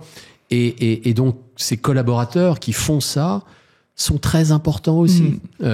Mais c'est une caractéristique évidemment très forte et qu'on ne retrouve pas. Je me suis souvent posé la question dans quel business on pouvait trouver la même chose, peut-être chez une équipe de traders dans une banque qui rapporte peut-être 20, 30, 40% du résultat d'une banque, j'en sais rien, mais c'est vrai qu'on trouve pas ça vraiment dans le monde partout. Du cinéma, l'audiovisuel, tout repose sur les scénaristes, les réalisateurs, les acteurs, mais tous les régisseurs, les techniciens, les cadreurs. Mais je trouve que mais là pour le coup, la place des cadreurs, des régisseurs, des directeurs de la photo, elle est plus évidente à comprendre que dans un club de foot. Donc ça, c'est la première chose. La deuxième chose, c'est que je pense que c'est un club qui déchaîne beaucoup de passion, et le foot déchaîne énormément de passion. Je dis souvent que ce sont des petites entreprises, les clubs de foot, mais y compris l'Olympique de Marseille. Et pourtant, ce sont des entreprises qui ont des caisses de résonance immenses, dont on parle plus dans les médias que des très grands groupes. Et ça se gère aussi différemment. Et enfin, je pense que c'est à Marseille, mais dans d'autres villes, mais à Marseille en particulier, c'est plus qu'un club de foot. C'est une source de fierté, c'est une source d'espoir, c'est une source de bonheur intense, c'est une source de malheur intense. Et donc, il y a une responsabilité sociale du dirigeant qui va bien au-delà de sa responsabilité de manager à faire en sorte que l'équipe gagne sur le terrain. Et c'est d'ailleurs, là encore, une chance. C'est que si vous vous intéressez à plus que le terrain, alors ce job-là vous ouvre des portes sur la vie, sur la société, sur la misère, sur les gens, en fait. Qui est absolument unique. Et la responsabilité sociale et culturelle d'un club, c'est pas quelque chose que tu avais à ce point-là intégré au moment de faire cette acquisition. J'ai probablement sous-estimé ça, et je me souviens très bien d'un moment où je vais visiter un centre de pédopsychiatrie à Marseille, c'est-à-dire de jeunes adolescents en situation difficile, mentale, psychique, et le directeur du centre, qui était un ancien médecin urgentiste à Marseille, me parle de son métier, c'était passionnant, et à un moment me dit mais vous savez, quand j'étais médecin aux urgences, les soirs de défaite de l'OM, les urgences à Marseille se remplissaient beaucoup plus vite que lors d'une nuit normale. Et là, je me suis dit waouh. Et il parlait pas de bagarre entre ultras. C'était autre chose que ça. C'était le désarroi, le désespoir, le stress, l'angoisse que pouvaient générer des défaites le dimanche soir. Et ça, quand vous entendez ça la première fois, vous vous dites waouh, ma responsabilité de chef d'entreprise, elle va jusque là. Elle va jusqu'au moment où des gens sont pas bien, mais pas bien au point d'aller aux urgences parce que l'équipe a perdu. Et ça, c'est dur. Mais ça vous donne envie de vous investir encore plus dans cette dimension-là. Et j'ai vécu des moments inoubliables, justement, où on a essayé de faire en sorte que Marseille, que l'OM, mais l'OM, Marseille, c'est la même chose, soit aussi une voix qui réconforte, une présence qui rassure, un collaborateur, une coopération avec les acteurs de la vie sociale dans la ville. Et j'ai vécu des moments incroyables à ce niveau-là, quoi. Je t'ai entendu dire que 5 ans de présidence de l'OM, ça équivaut à 50 ans d'espérance de vie en moins. Je sais plus comment tu l'as formulé. Qu'est-ce que tu as appris sur toi au cours de ce mandat, et quels nouveaux outils tu as rentré dans cette boîte à outils que tu avais déjà bien construite auparavant? J'ai appris beaucoup de choses. D'abord, c'est un job tellement intense, c'est un job tellement difficile que vous savez le jour où vous le prenez que c'est pas quelque chose que vous allez faire 10 ans, quoi. Parce que ça consume, parce que ça vous mange, parce que c'est quelque chose qui vous prend et qui ne vous lâche pas. Tu peux pas avoir la distance. C'est très difficile d'avoir de la distance. Tu dirais que patron de Sport Ever ou de Turf Edition, c'est rien du tout. C'est 2% de ce que tu avais comme. C'est rien du tout. Alors, je sais pas 2%, peut-être pas, mais c'est en termes d'intensité, c'est autre chose. C'est 24 heures sur 24, 7 jours sur 7. Quand en plus vous êtes une équipe qui, parce qu'elle fait les meilleures audiences, joue souvent le dimanche soir. Le moment où vous pouvez vous relaxer un peu. En fait, c'est la montée en tension, c'est la montée en puissance jusqu'à dimanche soir 23h. Tranquille. Ouais, voilà. Donc c'est en plus vous avez fait finale de l'Europa Cup, finale de l'Europa League, première fois depuis 14 ans, retour en Ligue des Champions, première fois depuis 7 ans, classement moyen deuxième derrière le PSG, à égalité avec Lyon, alors que quand on arrive, le club est 13e. Ouais, je pense qu'on a fait. Sportivement, on a fait 2-3 trucs. On n'a pas tout réussi, bien sûr, mais on a fait 2-3 trucs, Vous avez ramené un Payet. Ah oui, pas que Payet, Mandanda. Mais du coup, ça a réenflammé le Vélodrome. Ouais. Bon, bref, je vois pas. Là, faut pas me lancer là-dedans. Non plus, mais ok, donc tu dirais que t'as pris cher en termes d'espérance de vie, mais qu'est-ce que t'as appris? Quels nouveaux outils t'as fait rentrer dans cette grosse boîte à outils que t'as maintenant? Je pense ce fameux sujet entre la passion et la raison et la façon dont tes choix d'entrepreneur, de dirigeant doivent être aussi guidés par des frameworks, des processus d'analyse extrêmement liés aux données. Ça, c'est quelque chose qu'on a essayé de faire et qui est difficile. Il n'y avait pas de cellule analytique quand je suis arrivé à l'OM, donc on en a créé une avec des gens formidables. Mais que ce soit pour le suivi de la performance, les transferts, la prévention des blessures, la préparation des matchs, c'est devenu évidemment des choses très classiques aujourd'hui. Les clubs anglais depuis 15 ans ont 15, 20 analystes, le Barça, qui ne font que ça. Mais je pense que c'est un point très important. Et aussi la question de la culture d'entreprise. La culture d'entreprise, c'est aussi quelque chose de très important, avoir suffisamment d'ouverture et en même temps être capable de dire non. Je dis souvent que pour être un dirigeant, alors je ne vais pas le qualifier, mais un dirigeant en tout cas doit savoir dire non. Et souvent. Et quand on est à l'OM, on est amené à dire non très souvent. Parce que quand on est à l'OM, on reçoit des sollicitations de diverses types d'individus, très très variés. Et si vous dites oui à tout, alors tout s'écroule. Et ça, c'est pas une fonction facile du métier de dirigeant, dire non. Mais il faut le dire avec les formes. Mais il faut être capable de le dire et c'est pas simple. Donc la culture d'entreprise, c'est très important. Comme disait Peter Drucker, ce grand scientifique de la gestion et de l'entrepreneuriat, la culture mange la stratégie tous les jours. Vous pouvez avoir une bonne stratégie si elle n'est pas alignée avec la culture de l'entreprise et si vous pensez que cette culture doit évoluer. Alors comment devez-vous vous y prendre? Ça, c'est des sujets, je trouve, absolument passionnants, qui m'ont toujours passionné, mais qui, dans le foot, prennent une acuité extrêmement forte. Ouais, extrêmement forte. On clôt ce chapitre OM, même si moi, je pourrais rester pendant des heures et des heures. Je sais que les auditeurs aimeraient. Mais tu as décidé récemment de sortir un papier dans Challenge. T'as décidé de foutre un peu plus le bordel dans le foot français. Non. Alors, je plaisante, évidemment. Mais t'es arrivé avec des propositions finalement assez révolutionnaires pour la Ligue 1, pour le foot français.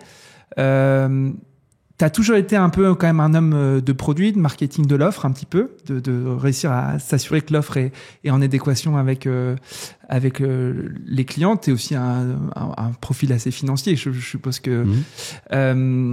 D'où vient cette volonté de réformer à ce point-là le foot français?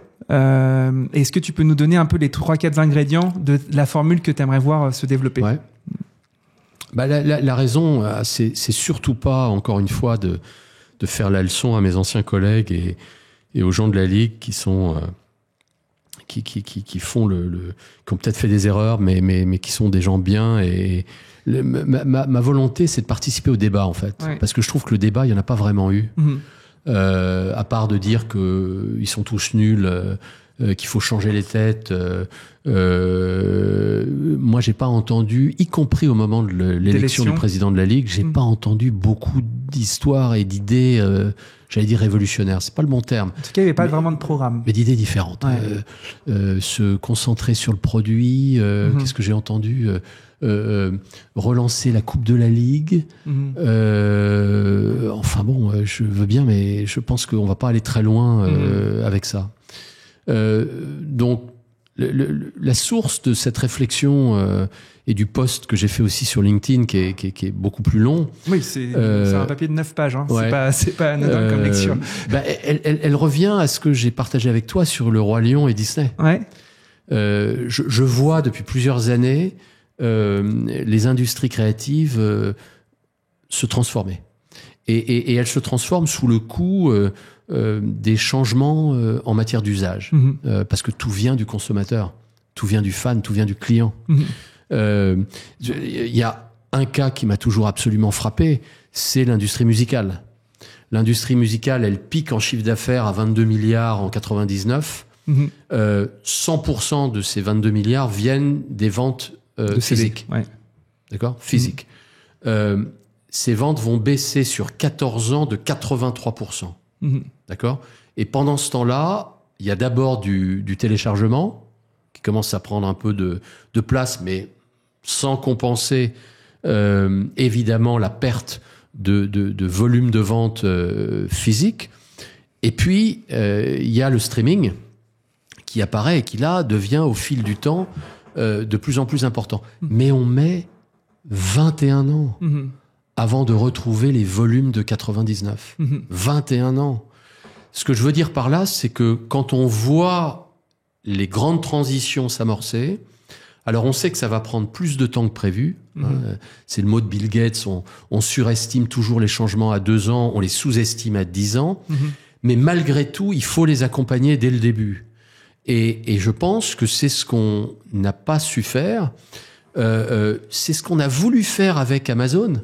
J'entends, oh là là, Amazon, quelle erreur, etc. Mais bon sang, quand vous êtes dans un sport qui a un inventaire extrêmement vaste, profond, une IP qui se décline sur 10 mois de l'année, avec plus de 300 matchs dans l'année, mais tous les plus grands détenteurs de droits ont démarré la grande transition des broadcasters traditionnels avec lesquels ils gardent des relations de bon niveau. Mais ils ont ouvert la porte aux streamers, ils ont ouvert la porte au Netflix, au Amazon. Je pense que le choix d'Amazon était un excellent choix. Qui avait une fanbase très importante. Il y avait une fanbase très importante. On a fait très vite 1 200 000 abonnés. Je pense que ça faisait partie du sens de l'histoire. Ouais. Voilà. Ce que j'ai toujours regretté, c'est qu'on n'ait pas vraiment compris les raisons pour lesquelles Amazon n'a pas souhaité continuer. Et ça, c'était très important. Bon. Mais ces grandes transitions, quand on voit ce qui s'est passé avec l'industrie musicale, quand on voit ce qui s'est passé avec la presse écrite, même chose. La presse écrite, Paris Turf, il n'y a pas que Paris Turf, il y a n'importe quel quotidien national ou régional. Les ventes baissent de 10%. On se met à faire des abonnés en ligne, mais l'abonné en ligne te rapporte 1/10 de ce que te rapporte le lecteur. Qu'est-ce que tu fais ? C'est difficile. Et pourtant, c'est des changements qui doivent être amorcés.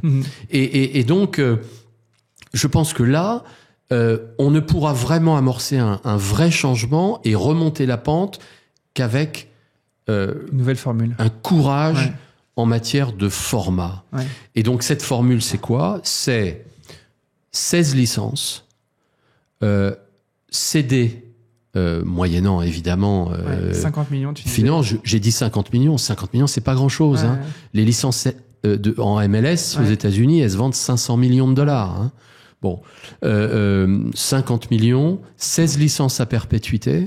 D'accord, c'est cible. Si je peux me permettre, c'est 500 millions en MLS, mais les droits avec Apple donnent de la visibilité sur longtemps. Donc, c'est 250 millions, 300 millions par saison. Par an, ouais. Bon, tu vois, là, il y a un décalage. 300 millions de droits par an, 250 millions de droits par an, 500 millions de coût de le coût de la licence. Évidemment, il parie sur une croissance exponentielle extrêmement forte. Mais donc, 16 licences à perpétuité pour 16 clubs sur la base de critères extrêmement objectifs. La taille du marché, la performance sur les 20 dernières années, l'audience TV, la base de supporters et la qualité des infrastructures. C'est pas un truc entre copains. On choisit pas entre copains. 5 critères extrêmement objectifs. 16 licences, donc c'est cible. Un propriétaire peut décider 5 ans plus tard, 10 ans plus tard, 15 ans plus tard, 20 ans plus tard de céder la licence. D'ailleurs, le produit de cette cession irait en partie, j'ai proposé 10% des recettes de cession au foot amateur et à la Ligue.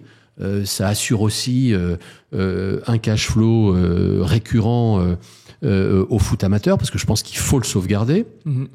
Et il est pourvoyeur des futures pépites. Et il est pourvoyeur absolument des futures pépites. C'est un canal très important pour les clubs pro.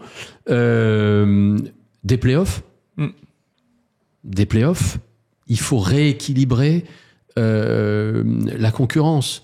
On nous sort toujours, c'est un truc qui me fascine, Pierre, on nous sort le mérite sportif, le mérite sportif, le mérite sportif.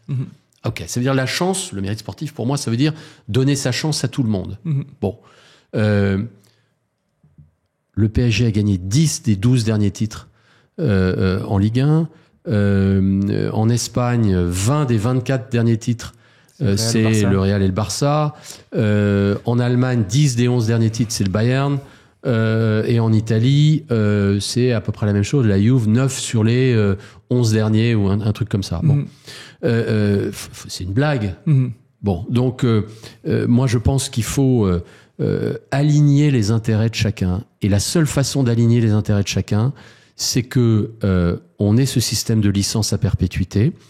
On garde une dose de mérite sportif, c'est-à-dire que chaque année en Ligue 1, le champion de Ligue 2, le second de Ligue 2 sont invités à jouer avec l'élite, quel que soit leur classement.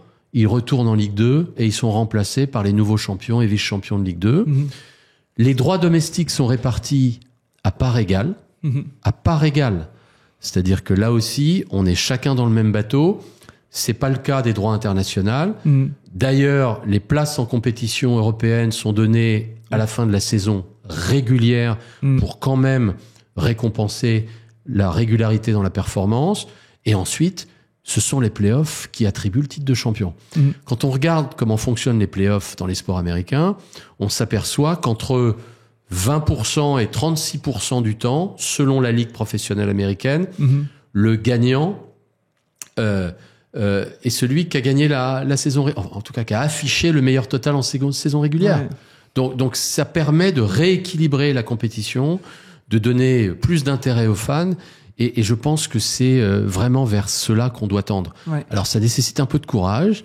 On est à un moment, je pense, charnière où il faut prendre cette décision. Ta proposition, elle est très polymorphe. Elle adresse différents registres. Parce que finalement, la formule sportive, est-ce qu'elle ne peut pas vivre sans forcément ce côté licence et championnat fermé, plus de promotion-relégation?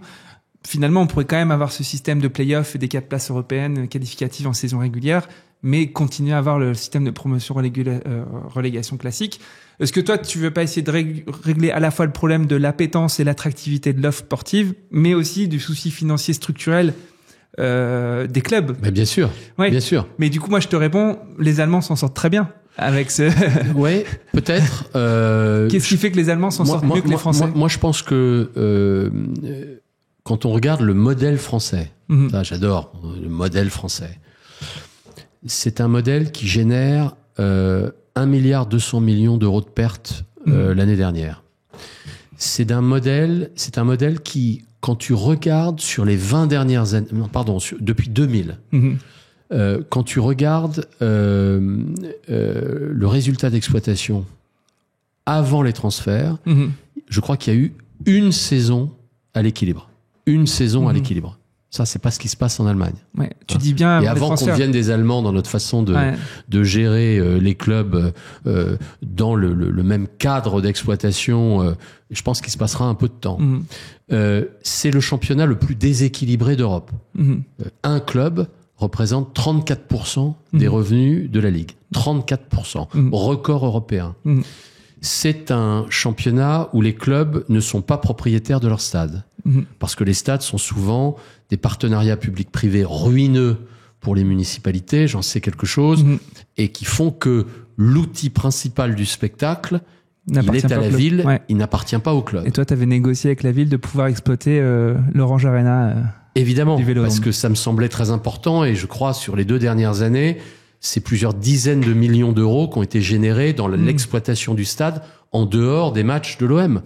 C'est 30 millions d'euros de recettes en dehors des matchs de l'OM. C'est quand même pas rien. Donc, moi, je veux bien que on soit sur un modèle formidable, mais je pense que ce modèle, il n'a pas fait ses preuves. Et contrairement à ce que disent les sénateurs, qui ont fait un boulot, moi, j'ai trouvé extrêmement sérieux et assez remarquable. Mais quand on le titre foot business, stop ou encore, je suis désolé, c'est devenu une industrie. Il faut la gérer comme telle et ça passe par une réflexion profonde liée au format. On n'a pas la gouvernance des Anglais. Les Anglais, le board de la Première Ligue, c'est 4 personnes. Ouais, Nous, pendant longtemps, ça a été 25 personnes. D'accord ? Je me souviens d'une présentation, Pierre, à laquelle j'ai assisté de la World League, où ils nous montraient les structures de gouvernance de toutes les ligues mondiales. On était le pire cas avec, je crois, le Zimbabwe. Et je dis ça... j'ai un immense respect pour le foot africain. J'ai fait beaucoup de partenariats en Afrique, mais 25 personnes autour de la table. Là, on est passé, je crois, à 17 ou 16. Ça doit être ça. Oui. Bon, les Anglais, ils sont 4. Qu'est-ce qu'on fait? Javier Tebas, alors beaucoup le critiquent parce qu'il il prend beaucoup de place.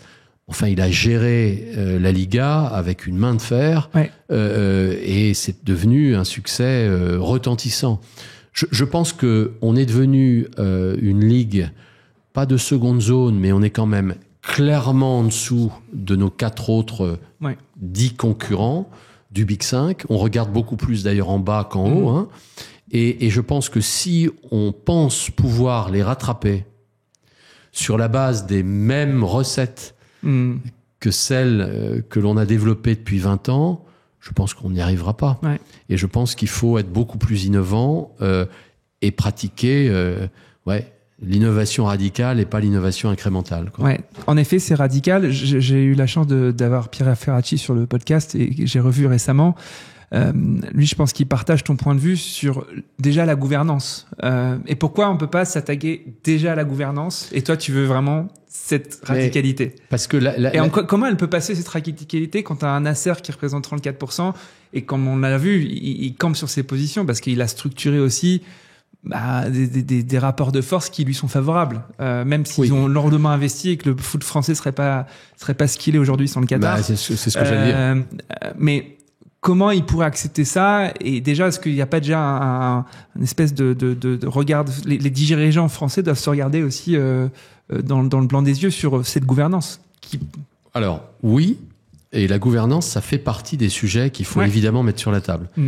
Je pense, et j'ai voté pour, donc je ne vais pas me cacher aujourd'hui, que le deal CVC était un bon deal qui forcément allait améliorer les choses. Parce que isoler l'ensemble des droits commerciaux dans une structure gérée par des professionnels et non soumise à d'autres forces ou influences au sein d'une ligue, je pense que ça allait dans le bon sens. Voilà. Et c'est pour ça que j'ai voté pour. Après, on pourra discuter des modes de financement, etc. Mais c'est une structure de deal qui avait déjà existé auparavant. Donc, vous étiez pas en terrain inconnu. Finalement, non. La Liga a fait la même chose. Exactement. Et qui est mise en œuvre de plus en plus chez les meilleurs. Et donc, je pense vraiment que ça allait dans le bon sens. La gouvernance, ça devient très vite des questions de pouvoir, des questions d'hommes, et pas assez de femmes d'ailleurs. Et donc, je pense qu'il faut d'abord savoir ce qu'on veut faire. Il faut d'abord savoir quel produit on veut construire, on veut bâtir sur les 5 ans qui viennent, avant de savoir lequel, entre Pierre, Paul, Joseph et Jean-Michel, doivent diriger la société commerciale. Et donc c'est pour ça que pour moi, le grand absent du débat depuis plusieurs mois, c'est justement ça, c'est le produit. Et la vision du produit. Tu pourrais me lancer sur l'arbitrage. Je suis à l'OM, j'ai des problèmes avec l'arbitrage et notamment parce que je pense qu'il nous faut vite l'arbitrage, la sonorisation des arbitres. Et là, je vois un patron de l'arbitrage qui veut absolument pas en entendre parler, alors que les arbitres aujourd'hui sont d'accord. Hein. C'est quand même très intéressant. Et donc, je vais à New York voir le patron des arbitres de la NBA. Et là, j'ai encore un aha moment avec un mec qui m'explique que nous, la NBA, notre problème, c'est qu'on pense que les arbitres vont favoriser les grands clubs parce que c'est les grands marchés, c'est ce qui va rapporter le plus. En fait, évidemment, pas du tout. Mais donc, non seulement on sonorise les arbitres dans le sport américain depuis très longtemps, mais on est très transparent sur les erreurs que commettent les arbitres. Il y a un débrief. Il y a un débrief après chaque match qui s'appelle le 2-minute report, le rapport des 2 dernières minutes, et ils disent les bonnes décisions prises par les arbitres, les mauvaises décisions prises par les arbitres, et celles qu'ils n'ont pas prises, qu'ils auraient dû prendre. Enfin. Et ils expliquent que si des gens, alors eux, ils s'arrêtent là, mais si des gens veulent cruncher ces analyses, ils vont s'apercevoir qu'il n'y a pas d'arbitres qui favorisent l'un ou l'autre, que les erreurs sont distribuées de façon égale sur l'ensemble du corps arbitral. Et ça tue les complots, la théorie des complots et tout ça.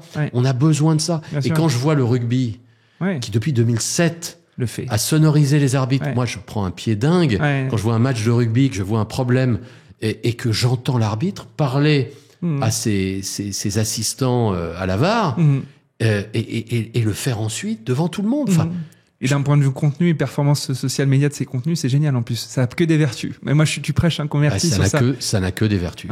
Donc voilà, le produit. Et après, si on arrive à cette plateforme-là, on trouvera les meilleures personnes pour le mettre en musique et le mettre séquencer, en œuvre peut-être. et le séquencer aussi. On peut pas faire tout de suite. Mais voilà, je pense que c'est vraiment ça dont le foot a besoin.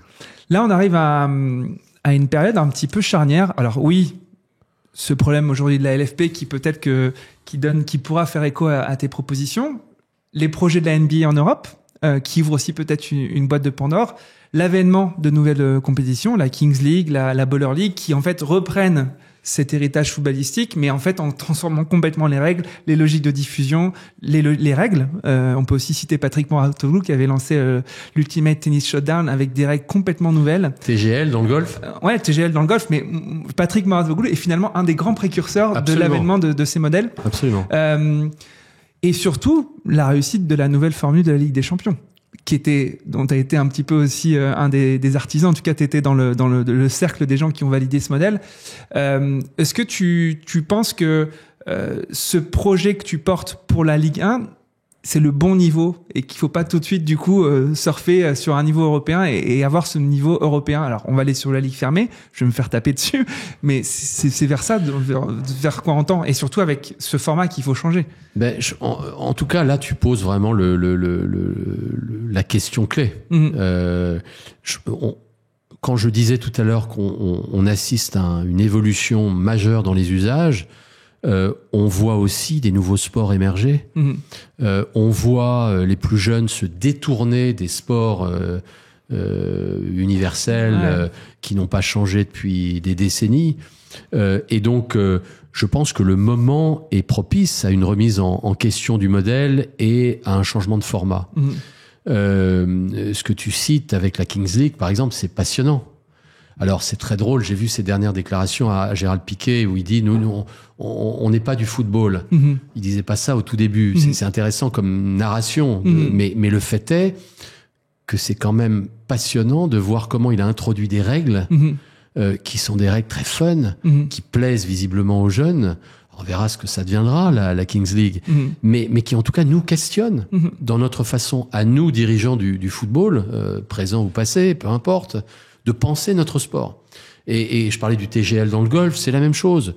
Je parlais du paddle face au tennis. Enfin, quand Djokovic explique que si le tennis ne se réveille pas, ça va faire très mal parce que tous les centres de tennis transforment petit à petit les cours de tennis en cours de paddle parce que ça permet de mieux rentabiliser en plus leur foncier. Et enfin, c'est pas des gens comme moi qui le disent, c'est Djokovic. Alors là aussi, moi j'ai toujours ce fil conducteur de l'innovation et des grandes transformations, des grandes transitions, des grands changements de modèle. Dans cette fameuse conférence sur l'innovation dans le foot, j'avais dit peut-être qu'aussi on arrivera un jour où un but marqué en dehors de la surface de réparation vaudra 2 points et pas 1 point. Tout le monde s'était moqué. Tout le monde s'était moqué, évidemment. J'étais le mec qui avait rien compris, etc. Mais c'était pas pour dire qu'on allait à ça. C'était pour dire qu'il faut cette réflexion-là. Et d'ailleurs, c'est pas du tout une idée révolutionnaire. C'est ce que fait le basket depuis 40 ans. Et ils ont même imaginé faire les 4 points avec une nouvelle arc. Avec le panier à 3 points. Bon, donc voilà. Et encore une fois, je disais pas ça pour dire c'est ce qu'il faut faire pour sauver le sport. Pour ouvrir le débat. Mais c'est pour ouvrir le débat. C'était une conférence sur l'innovation radicale dans le foot. Bon, mais je pense qu'il faut vraiment s'attaquer à ça. Quand je vois qu'il y a plus de public maintenant dans les matchs de boxe entre influenceurs que dans les vrais matchs de boxe et pas 30 000 personnes en fin d'année dernière à la Défense Arena. Hein. 30 000. Que des nouveaux sports émergent. On n'a pas parlé de l'UFC, par exemple, du MMA, qui est quand même le sport le plus récent, qui se trouve être celui qui a connu la plus forte croissance depuis 20 ans. Bon, donc, des entrepreneurs, on les appelle des influenceurs ou des entrepreneurs, réinventent des sports, et ceux-là sont ceux pour lesquels les jeunes se déplacent. Et donc, voilà, si ça doit pas... pour lesquels des joueurs investissent. Et ceux dans lesquels les joueurs investissent. Chouameni investit dans la Kings League. Absolument. Donc, est-ce que ça doit pas nous faire réfléchir, et au-delà de nous faire réfléchir, nous faire prendre un certain nombre de décisions sur le format de nos compétitions? Moi, je le pense. Voilà. Et c'est pas manquer de respect au jeu. C'est, je pense, simplement d'avoir beaucoup de respect pour ceux qui nous font vivre. Et ceux qui nous font vivre, ce sont les supporters. Et ce sont les diffuseurs, et les médias, ceux qui achètent nos droits. Voilà. Donc je crois que c'est maintenant. C'est maintenant. Je pense qu'on a un peu clôturé le sujet sport. On pourrait évidemment en parler pendant des heures. Sur ton LinkedIn, c'est marqué entrepreneur investisseur. C'est quoi aujourd'hui la semaine type de Jacques-Henri Hérault? Elle se partage comment? Tu travailles sur quel projet? Raconte-nous ça, je un vais peu. pas pouvoir t'en dire beaucoup plus parce que c'est un peu confidentiel. D'accord, mais dis-nous ce que tu peux dire. Bon, la seule chose qui est sortie dans les médias, c'est le dossier de Bordeaux. Où Oliver Kahn et Moritz Matthes. Donc Oliver Kahn, pour les plus jeunes, c'est une légende du foot allemand, CEO de Bayern Munich pendant assez longtemps, et mec avec un gros cerveau. Ouais, super, vraiment quelqu'un de formidable, rigoureux, combatif, enfin vraiment quelqu'un, je pense, qui ferait beaucoup de bien aux Girondins de Bordeaux.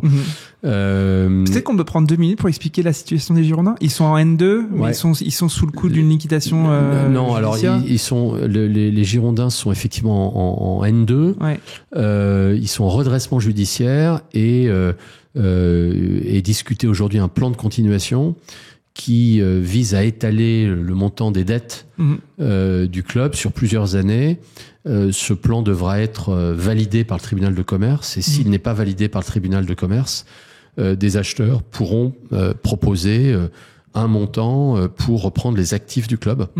Mais qui sera relégué. Et relancé. Évidemment, ça pourrait survenir avec des relégations, même si dans la jurisprudence, tu t'aperçois que certains clubs ont pu être relégués d'une seule division, et pas de, comme je peux le lire ces derniers temps, de 4, 5, 6 divisions. C'est plus compliqué que ça, et tout dépend aussi de la qualité du plan de reprise des actifs, là, cette fois, et pas des dettes. Et donc, oui, le club est malheureusement dans une situation difficile, et il vaut beaucoup mieux que la situation dans laquelle il se trouve aujourd'hui. Donc Oliver Kahn, c'est quelqu'un qui m'a demandé un peu mon aide, mais voilà, je l'aide, et ça ne va pas au-delà de ça. C'est lui qui est le porteur du projet et qui, je crois, a un merveilleux projet pour Bordeaux. On en saura plus à la décision du coup du juge. Oui, avant l'été en fait. Ça va venir assez vite. Sachant qu'ils ont perdu 5 fois de suite, donc là ils sont peut-être plus aussi bien que ça pour monter en N1. Difficile, on va voir. Donc revenons à cette question. Quand tu n'aides pas Oliver Kahn, qu'est-ce que tu fais? Je travaille sur des projets de reprise. Donc oui, ça veut dire lever des fonds, ça veut dire de club ou de boîte en général? De boîte en général, dans le sport en particulier, dans les médias aussi. J'ai des fonds qui m'ont demandé de les conseiller par exemple chez EuropaCorp, mais aussi un autre fonds qui m'a demandé une chose similaire. Là aussi, quand on parle de technologie, comment l'IA va bouleverser les processus de production, de post-production dans le cinéma, dans la télévision, on est vraiment à la veille d'une révolution. Est-ce qu'on va se boucher les oreilles et attendre que le train passe? Ça, ce serait très risqué. Est-ce qu'on va au contraire essayer de l'accompagner, cette révolution, en voyant d'ailleurs les risques, et il y en a, pour les emplois, pour certains types d'emplois, mais en voyant aussi les opportunités. Voilà, ça c'est ce qui me passionne et c'est ce que je fais en ce moment. C'est là-dessus que je me concentre. Tu l'as dit, tu es au board d'EuropaCorp, qui est la société de Luc Besson, qui lui appartient plus beaucoup, mais et tu avais écrit un papier sur Inoxtag et le fait qu'on était en train de vivre une révolution dans la production audiovisuelle. Toi, tu es dans une boîte EuropaCorp qui détient un catalogue exceptionnel, mais qui continue de faire des productions audiovisuelles. Ouais. Tout ça va être chamboulé avec l'avènement de l'IA. Enfin, tout ça est déjà chamboulé avec l'avènement de l'IA. D'autres choses qui sont aussi chamboulées avec l'avènement de l'IA. Et toi, tu as aussi, suite à une épreuve personnelle, familiale aussi, commencé à itérer sur une nouvelle idée. Est-ce que tu peux nous parler aussi de ce projet qui est plutôt entrepreneurial, pour le coup, sur l'accompagnement de la relation patient, soignant, aidant? Tu veux qu'on démarre par ça ou on démarre par les médias et le cinéma? Je veux qu'on démarre par ça. Je veux qu'on démarre par le projet. Bon, je pense que dans chaque aventure entrepreneuriale, il y a aussi une histoire personnelle. Et pour ma part, comme des milliers de Français, le cancer a touché ma famille. C'est ma femme qui a eu un cancer. Et quand vous le découvrez, c'est la vie s'écroule. Tout s'écroule autour de vous. Et c'est des moments très durs. Et c'est des moments où, quand vous vous intéressez par la force des choses au protocole, au processus qui vous est imposé, vous apercevez aussi que la médecine est formidable. Et qu'en France, on a de la chance d'avoir des médecins de très haut niveau, mais vous voyez qu'il y a plein de choses qui ne vont pas non plus, et notamment dans la relation entre le patient et le médecin. Le médecin, c'est soit le médecin de famille, qui a eu l'habitude de soigner votre papa, vos frères, vos sœurs, que vous croyez peut-être les yeux fermés, à tort d'ailleurs, peut-être, ou à raison. Ou alors c'est un médecin plus jeune qui est pris dans la machine administrative et dans le système de santé, qui traite 35 patients par jour. C'est ma médecin généraliste. Donc, pour qui les consultations ne doivent pas durer plus de 10 minutes, ou à part l'auscultation, où vous n'osez pas poser de questions, c'est un tourbillon, et puis vous ressortez avec une ordonnance, et voilà, merci, et à la prochaine fois, ou pas. Donc, je pense qu'il y a énormément de choses à faire pour repenser la relation entre les médecins et les patients, en préparant mieux les consultations, en comprenant mieux les pathologies, en étant plus prêt à poser les questions qui comptent au médecin, et peut-être aussi à aider le médecin à optimiser son temps. Parce que le médecin n'est pas le coupable dans l'histoire. C'est pas la mauvaise personne. C'est quelqu'un qui est aussi une victime du système. Et donc, comment ça peut l'aider à être plus efficace au service du patient? Et donc, et des aidants. Et des aidants. Ouais. Et des aidants, absolument. Ouais. Et là, tu parlais de l'IA. C'est là où la révolution a lieu. C'est-à-dire que quand le cancer arrive chez toi, tu es paumé. Tu sais pas par quoi commencer. Or, tu as la capacité de résumer des études, des papiers de recherche, de comprendre ce qui va se passer, d'essayer d'imaginer comment le traitement de la douleur pourrait être envisagé. De renseigner les symptômes. Enfin, de mieux comprendre les symptômes. Enfin, là où tout change, c'est que l'information qui n'était délivrée jusqu'à présent que par la figure tutélaire du médecin, est désormais accessible à tous. et dans un degré de précision et de profondeur absolument incroyable. Là, tout change. Là, tout change. Et évidemment, la façon négative de le voir, c'est oh là là. Moi, médecin, vous allez m'inonder de demandes auxquelles je ne pourrais pas répondre. Ou la façon positive qui est de dire on va s'en tirer vers le haut ensemble parce que je vais vous poser les bonnes questions. Vous allez pouvoir m'informer en dehors de la consultation avec des notes que l'appli, parce que ce serait par le biais d'une appli, pourrait créer et partager avec vous, patient, tout patient. Je pense que là, il y a un champ pour améliorer cette relation qui est formidable. Et donc, c'est un petit pet project que j'ai avec des étudiants de Sciences Po formidables. Et on verra jusqu'où on va, mais j'y crois beaucoup et je pense que le monde a besoin de ça, quoi. Tu me fais une transition fabuleuse sur ce qui occupe tes semaines, les étudiants de Sciences Po et l'entrepreneuriat à Sciences Po. Est-ce que tu avais lancé quoi en 2010? En quelle année tu as lancé la filière Sciences Po? Même en 2008 ou 2009. Ouais, donc ça c'est ma petite bulle d'oxygène. Ouais, donc tu as lancé la filière entrepreneuriat à Sciences Po, qui est plutôt l'enceinte pour les fonctions politiques, administratives, d'État. Enfin, en tout cas, c'est tel qu'on pouvait l'imaginer dans le passé, mais en fait, c'est aussi une filière entrepreneuriale. Tu vois, c'est là où il y a tellement de préjugés qui ont la vie longue. Alors d'abord, j'ai lancé. Il y a un directeur qui s'appelait Richard Descoings à l'époque, qui a été l'artisan de ce virage. Ensuite, il y a une équipe avec quelqu'un qui s'appelle Maxime Marzin et ses collaborateurs et ses collaboratrices formidables qui font vraiment un super boulot là-dedans. Et moi, je les ai aidés à apporter une touche interactive, dynamique dans l'enseignement de l'entrepreneuriat. Je sais même pas d'ailleurs si l'entrepreneuriat s'enseigne, mais ça c'est un autre problème. En tout cas, c'est ma bulle d'oxygène. C'est vraiment des moments formidables. On a des réussites exceptionnelles avec des boîtes qui ont fait des sorties qui sont alors les sorties c'est pas non plus la panacée mais en tout cas qui se sont développées qui permettent de mettre Sciences Po sur la carte. Absolument, absolument. Donc Penny Lane, Arthur Waller, et d'autres, Virtuo, il y en a pas mal. Exactement, en fait, il y en a pas mal. Exactement, il y en a beaucoup. Il y en a beaucoup plus qu'on ne le croit.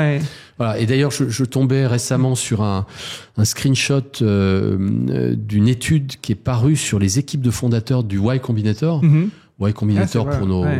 C'est le grand incubateur d'entreprises américain, californien. C'est peut-être l'incubateur le plus prestigieux. Qui a sorti Airbnb, qui a sorti Uber, je crois. Exactement, aux États-Unis. Et si on regarde l'origine scolaire des équipes de fondateurs, Sciences Po arrive en 4e place, derrière HEC, l'INSEAD, Polytechnique, et bien devant Saclay, Centrale, l'ESCP, etc. Donc, il y a vraiment une filière entrepreneuriale à Sciences Po qui est vivante et très dynamique. On est ensemble depuis pas mal de temps, c'est cool, mais on arrive aux questions de la fin. Ça va, t'es pas trop épuisé? Pas du tout. Non, ça va très bien. De toute façon, t'es endurant, toi. Ouais. J'ai couru 2 marathons. Écoute, souvent je pose la question sur la fin, c'est que tu nous redises ou que tu nous reprécises un peu les 2-3 rencontres les plus significatives de ta vie professionnelle ou de ta vie tout court, mais qui ont marqué l'homme que tu es aujourd'hui et qui ont structuré l'homme que tu es aujourd'hui. Tu dirais qui et pourquoi? Ça fait un peu gnangnan, mais je pense qu'il faut revenir à ses parents, quoi.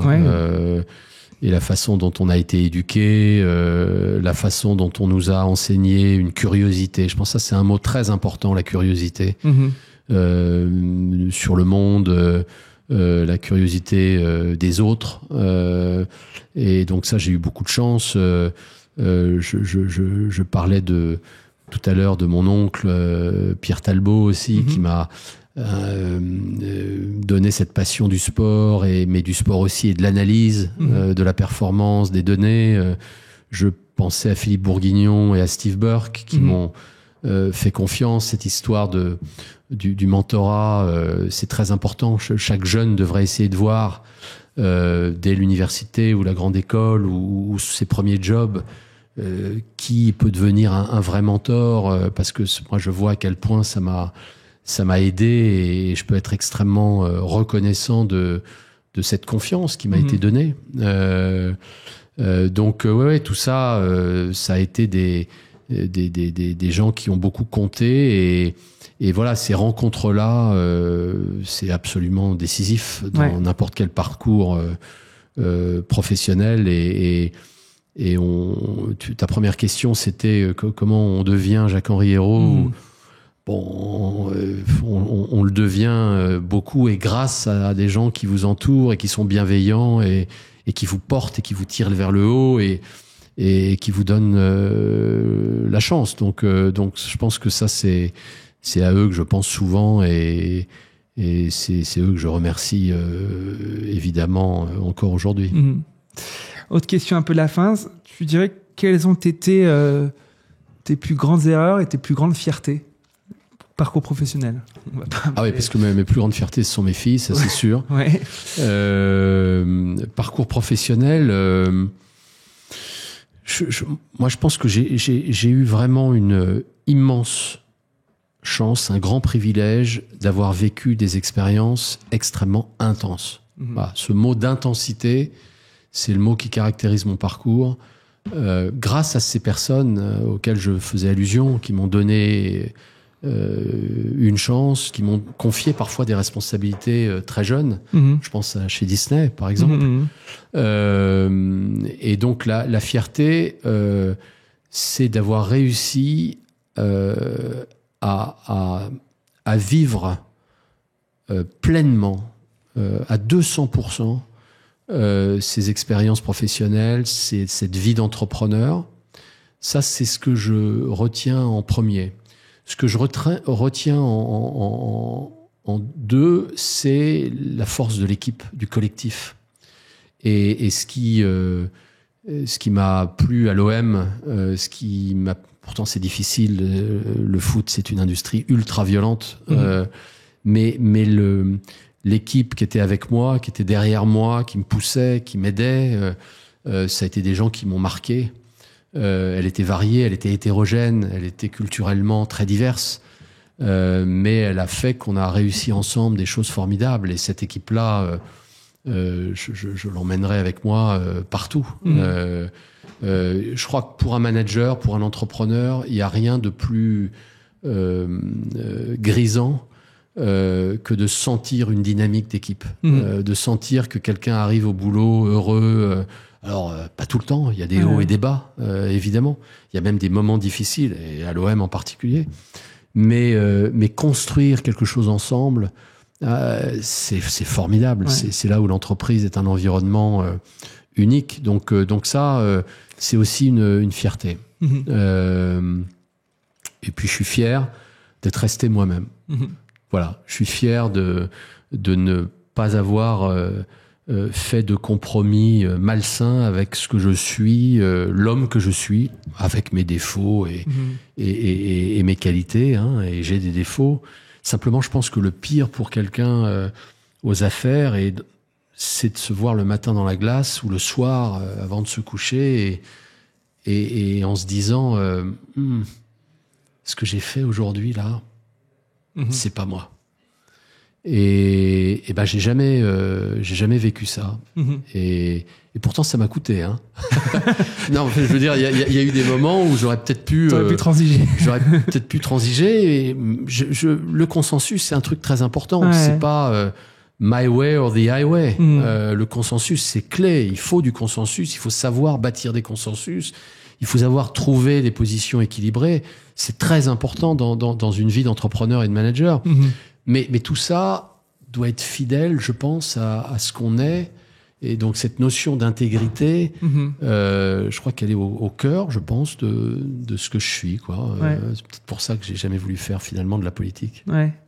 Bah, tu réponds un peu à la question d'après. C'était un peu sur les grands enseignements, les grands conseils que tu pourrais donner. Rester intègre, rester soi, ça a l'air d'être assez structurant chez toi. Est-ce qu'il y a d'autres conseils ou d'autres grands enseignements de ta carrière qui est loin d'être terminée. On est en train de faire un peu on est qu'au début, hein. C'est peut-être pas non plus, c'est mais day one un peu, parce que comme t'as vu Jeff Bezos tout début, il continue dur, c'est day one, mais au grand enseignement, au grand conseil que tu pourrais partager ici, sachant qu'il y a un truc sur lequel t'as pas répondu, c'est les grandes erreurs finalement. Ouais, les grandes erreurs, c'est quand même peut-être de penser pouvoir régler des sujets seuls,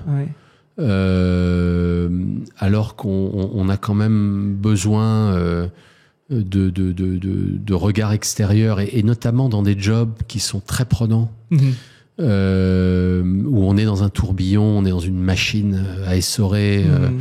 C'est très important de pouvoir s'extraire un moment pour repenser à ce qu'on fait et à essayer de prendre un peu de hauteur pour se dire que la meilleure voie c'est celle-là ou une autre voie et de le faire seul, parce que les moments de méditation sont aussi des moments importants, mais de le faire aussi avec d'autres et d'autres qui sont autour de vous, d'autres qui sont loin de vous et qui sont peut-être capables d'avoir un regard là justement très différent de celui que vous vivez au quotidien dans votre organisation. Ça, c'est, enfin, moi qui ai été longtemps entrepreneur, comment tu fais, à part les ritualiser, parce qu'en fait, t'es tout le temps dans le bouillon.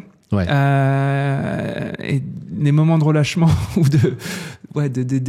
d'évasion, tu sais pas si tu vas les payer positivement ou négativement. Comment tu fais pour Je pense qu'il faut préparer ces moments? Il faut se bloquer du temps dans la semaine pour ça. Alors sans faire de yoga et pourquoi pas d'ailleurs, c'est vachement bien. Mais je pense qu'il faut être capable à certains moments, même dans l'œil du cyclone, de se dire là les 3 heures qui viennent, je vais même aller ailleurs et je vais tout mettre à plat, réfléchir et c'est le problème aussi de l'agenda du dirigeant ou de l'entrepreneur.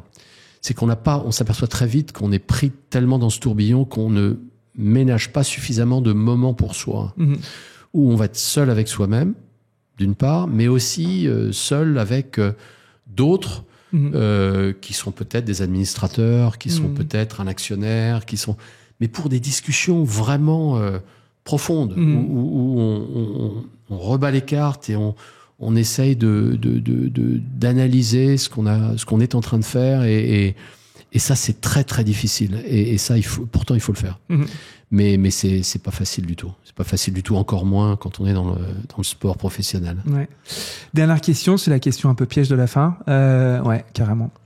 Est-ce que tu aurais 1, 2, 3 professionnels, évidemment pas trop loin du monde du sport, que tu aimerais entendre dans un format comme celui-ci? Et pourquoi les pièges? Parce que c'est souvent, je demande à l'invité de me mettre en relation derrière. Si tu me dis Michael Jordan, je serais ravi, parce que c'est vraiment mon graal absolu. Mais est-ce que tu as des gens dont le récit pourrait être à ce point-là instructif, inspirant pour les quelques milliers de personnes qui m'écoutent? Ouais, j'ai quelques idées. Jamel Agua. Okay. C'est le patron de la Kings League.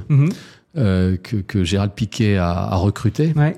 Il a un parcours très intéressant. Il n'a pas passé sa vie dans l'industrie du sport. Français ou anglais ou anglophone. Hein. Ouais. Là, il est francophone ou anglophone? Ouais, tout à fait. Okay. Donc, je trouve que c'est un profil intéressant pour essayer de comprendre un peu les ressorts d'un nouveau sport. Ouais. Donc ça, ce serait une bonne idée. Avec grand plaisir. Un dirigeant de la NBA. Parce que c'est quand même le sujet du moment, je trouve, dans notre industrie au niveau européen. La NBA qui vient en Europe, ça va être un tremblement de terre, ça va être passionnant. La NBA avec la FIBA, parce qu'ils embarquent la FIBA. Absolument, ils ont fait. C'est l'Euroleague qui est mal un peu mal. En tout cas, ce que je trouve, c'est que c'est un exemple jusqu'à présent. Alors, il n'y a pas eu d'annonce encore très concrète, mais je trouve que c'est un exemple justement de consensus ou de collaboration, d'approche collaborative très intéressante. Le fait Sachant que l'Euroleague s'était constituée en opposition avec la FIBA. La FIBA a aussi créé sa compétition européenne, donc il y a aussi on n'est pas naïf. Voilà, un sentiment de vengeance en cours là. Mais je pense que c'est ils l'ont fait avec l'ayant droit de référence et c'est une très très bonne stratégie en effet. C'est ça. Ouais. Et puis troisième personne, je prendrais le patron monde des sports chez Amazon ou Netflix. Ouais. Parce que là aussi, voilà, je crois qu'aux États-Unis, très très bons clients là. En termes de visionnage, ça y est, on visionne plus via l'OTT, le streaming que les broadcasters traditionnels. Bon, nous expliquer quelle est leur stratégie et comment ils voient l'évolution du sport et de l'industrie dans les 10, 15, 20 prochaines années, je trouve que c'est passionnant. Et ben merci beaucoup. Merci à toi. C'était super. Si tu le dis. J'en suis sûr. Merci beaucoup, Jacques-Henri. Merci, Pierre. Ciao. Bienvenue sur Dream Team Podcast, le podcast qui explore le sport sous un angle business, politique, culturel, à travers ses acteurs, les acteurs qui font et qui imaginent le sport de demain. Ce podcast, vous pouvez le retrouver sur YouTube en vidéo, mais aussi sur toutes les plateformes d'écoute. Alors, je vous invite à vous abonner, à soutenir le podcast en mettant des étoiles, en mettant des commentaires, et ça m'aidera beaucoup à avoir de super invités comme aujourd'hui sur le podcast. Je compte sur vous. À très bientôt.